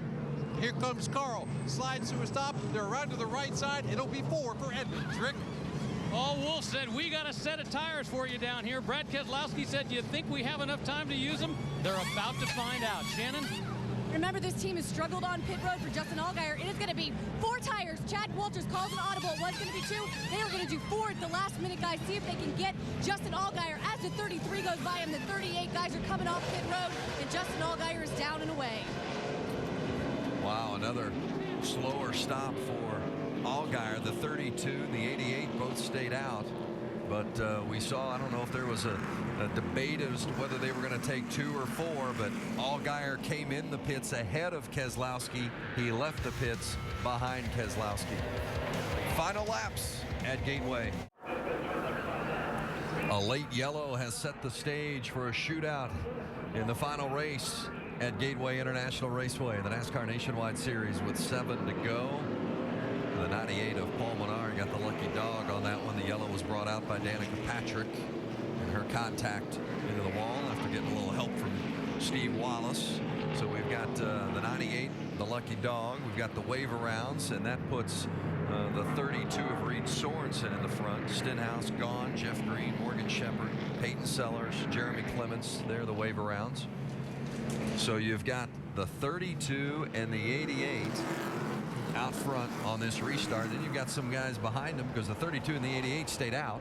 And then you've got those behind him that have fresher tires. Go back to the beginning of the race. Do you remember seeing Carl Edwards carving through traffic? Okay, hold on, because we're going to see it again. 4 new tires. The drivers in the front are on older tires. You got drivers behind them on 2 tires, and we're going to see 3 wide racing, whether they like it or not, because there's going to be an urgency with just a few laps to go. The 3 drivers that have been up in the front all day long, and Keselowski and Allgaier, and even though Edwards hasn't led today, he's been running up in that top 3 for most of the afternoon. All 3 of those guys took 4 tires.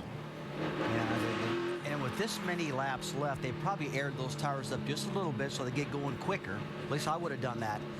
So I don't expect them to take them too long to get these things up to speed and get going. There'll be some circumstance involved, you know, a lane opening up and, you know, not making contact, but this will come down to who wants it the most. And it's going to be some of the greatest racing we've seen, certainly all day. It's going to be exciting, maybe a little too exciting. Mike Bliss has been in the mix throughout most of the afternoon, and that Kevin Harvick machine there in the 33. Bliss has led 10 laps today, and he's been a top 5 regular throughout the course of the afternoon. And right now he's sitting on the inside of row 2 next to Brad Keselowski.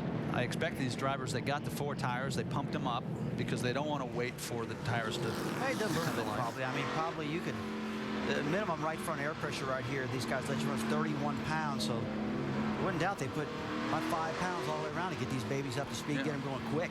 2 tires for the 33 car there, and we saw the 22 cars struggled to get going on new tires all day, so I'm sure that they pumped up all 4 tires on Brad Keselowski's car. Here's a look at Justin Allgaier, and there's his teammate Brad Keselowski. Keselowski, the points leader coming in to this race, entered the race with a chance to clinch the championship, won't do it today. So he'll look ahead to Texas in a couple of weeks as his next opportunity to clinch the driver's title. This is going to be fun to watch. This is going to be fun. This one here, these guys are going to get up on the wheel right now. 5 laps to go. Pace car dives off. Sorensen on the outside. The Junior Motorsports machine for Josh Wise on the inside. Row 2 is Mike Bliss, who got some cars bumping into one another already. The green is out. The restart is on, and they're going to turn 1 with Reed Sorensen on the point. It's just going to be a matter of how quickly the 12, the 22, and the 60 can come to life on those new tires. And if they do, they'll be able to be aggressive. Tell you what, they separated quicker than I thought they would. I thought they'd be 3 wide, get down to turn 3. It didn't happen. Oh, look at Weiss gets a little loose here. Here we go. We're going to. Allgaier's underneath them. Look at Allgaier poking his nose in. Just 4 laps to go as they come down the straightaway. And that's the key. If Allgaier can get into turn 1 before his teammate, I don't know if he's going to be able to do it or not over Keselowski. Boy, he carried some speed in there, Rusty, the 12 car. 3 to go. Yes. Guys, we've talked about the 32 and the 38, how unhappy they've been with their cars today, and they're the 2 guys out front. But right now, the 33 of Bliss trying to challenge Leffler on the outside. Keselowski is right there in 4th. 22 will go to the low side. And 3 laps to go, and you got Reed Sorensen in a backup car, crashed his main car in practice, and he's got cars behind him fending off Brad Keselowski now.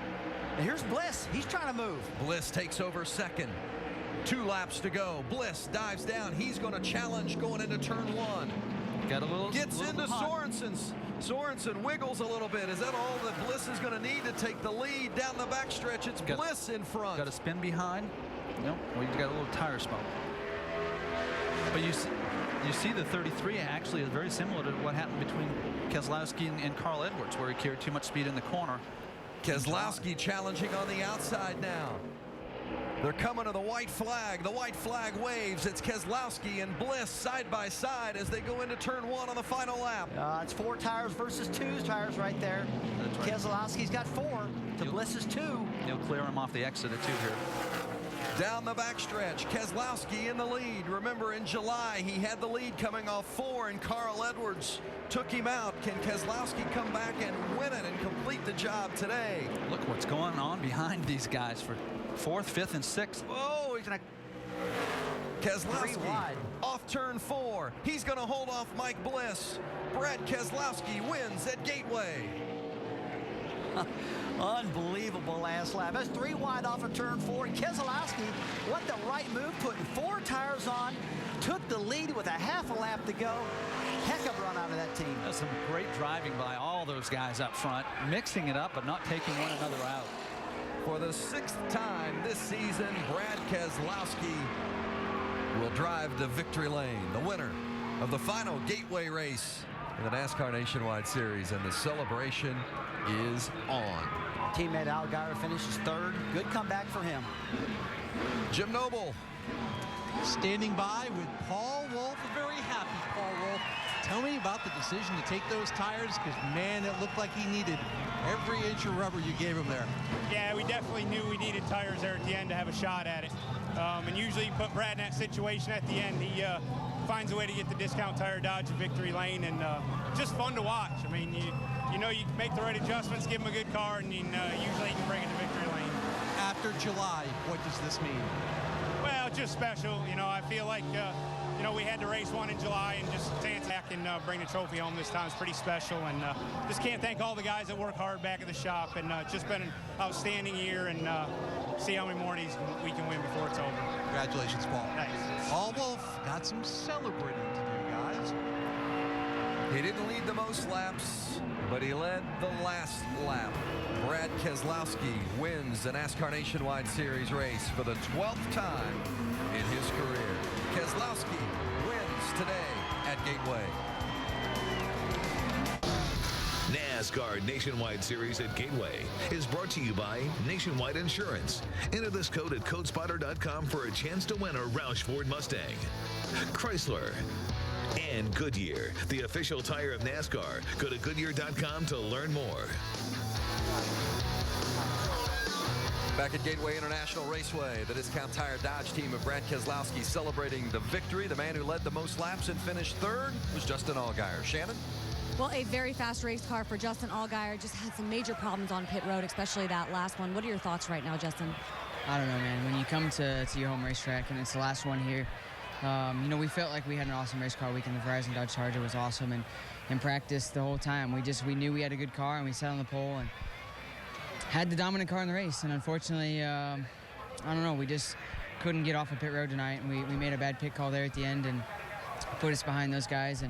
And I think if we'd at least started on the outside like Brad did, I think we'd have been okay. But it's unfortunate, you know, and the Nationwide Series is awesome. Thank them for all that they do for this sport, because we had a blast today, and I hate to see this racetrack go, because it's going to be one that's going to be missed by all the drivers I know. So I guess we'll go next week and see what we can do in Texas. Really great day for Justin Allgaier and this 12 team. They just couldn't get it done right there at the end. Jim? Shannon, 2 tires equaled second place for Mike Bliss. I guess the first question, man, how do you like driving that Kevin Harvick machine? It was nice. You know, they got really nice equipment. You know, we were all right today. We weren't as good as we were yesterday. I was a little disappointed on longer runs. But all in all, you know, it was a good finish.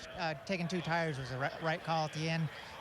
Throughout the race, I was trying to pop third gear there in turn 1, and I just couldn't get my timing down. I was too loose to really hit third. It just jacked the car out of the way. And then finally we got it tightened up to where I could do it, and it helped a lot. But just want to thank Mad Croc, Energy Drink, you know, for coming aboard, Chevrolet, and KHI. Nice run. Vince? Yeah, well done indeed. Mike Bliss bringing it home second, and a heartbreaker for Justin Allgaier to have such a strong day and finish third. The man that is celebrating in victory lane is Brad Keslowski, and Rick DeBrule is there. You know, he is one happy guy. I can tell you, Carl Edwards came up a moment ago and shook his hands, but we have to talk about that last call. Your crew chief, Paul Wolf, said, I got 4 tires for you to come on in, and you said, you'll think we have enough time. Did you have doubts? Well, I did when, you know, we ran one more lap of yellow, went from 5 to 4, and I knew it was going to be close. And when Bliss got in the lead, I thought he'd be gone. I knew he had the best short-run car, I think, of the group, and you know, just got a little break where the 32 got to him, and just got him a little loose and was able to take advantage of it. But Mike drove a great race, and so did my teammate, Justin Allgaier. Thought he was going to win, and I really did. And things just didn't work out for him, but really happy for him and for the strong run he had. Man, you know, 13 months ago, Michael Zweiback, Bruce Halley from Discount Tire called me up and told me they wanted me to drive this car. I knew it was going to be something special, but I didn't know it was going to be this good. And thanks to them, thanks to everybody at Discount Tire. Roger, I know you're watching, and to get another win for him and to finally get this Gateway win. Last race for this track here in Illinois. You know, the Dover Motorsports Group puts on great tracks. They're unique. They put on great shows like they had today, and I'm just glad to get to race on them in front of all these fans. And did it just completely erase all those memories from July? Yeah, you know, I mean, I try not to hold grudges or try not to think about that. You know, you got to focus on your next race if you're going to be able to win it, and that was key to being able to win today. You can't be panicked about the past. You got to move forward and move on with your life, and our team did that today. And he moved on lap 199 and took that lead. Congratulations to Brad Keselowski. What a great show today at Gateway, and certainly, as he noted, Roger Penske's got to be pleased. First and third this afternoon, and boy, I tell you what, we saw a great race today, and you've got 3 more chances to catch the NASCAR Nationwide Series. Tickets to the race, NASCAR.com/tickets. Check us out at Texas Motor Speedway, November 6th, the following weekend at Phoenix International. A lot of things that you saw on this race today will transfer to that. Yeah, I'm looking at that Phoenix race right there. Track. Whoever run good is probably going to run good there. Yeah, Keslowski likes to hear that, right? And, of course, the finale at Homestead. Well, the Sprint Cup Series will be at Martinsville not only tonight with happy hour, but also tomorrow. The NASCAR Sprint Cup Series race at Martinsville, 1 o'clock on ESPN. The countdown show begins at 12 noon on ESPN2 tomorrow. And don't forget NASCAR Now, 9 a.m. tomorrow Eastern Time, and then 10 p.m. Eastern on ESPN2. And as always, Monday night, 5 o'clock on ESPN2 with NASCAR Now. Get you caught up on everything that happened throughout the course of the weekend. Well, congratulations once again to our race winner. Brad Keslowski takes the checkered flag for the 6th time this season. For Rusty Wallace and Ricky Craven, I'm Vince Welch. Thanks for joining us. This has been a presentation of ESPN, the worldwide leader in sports.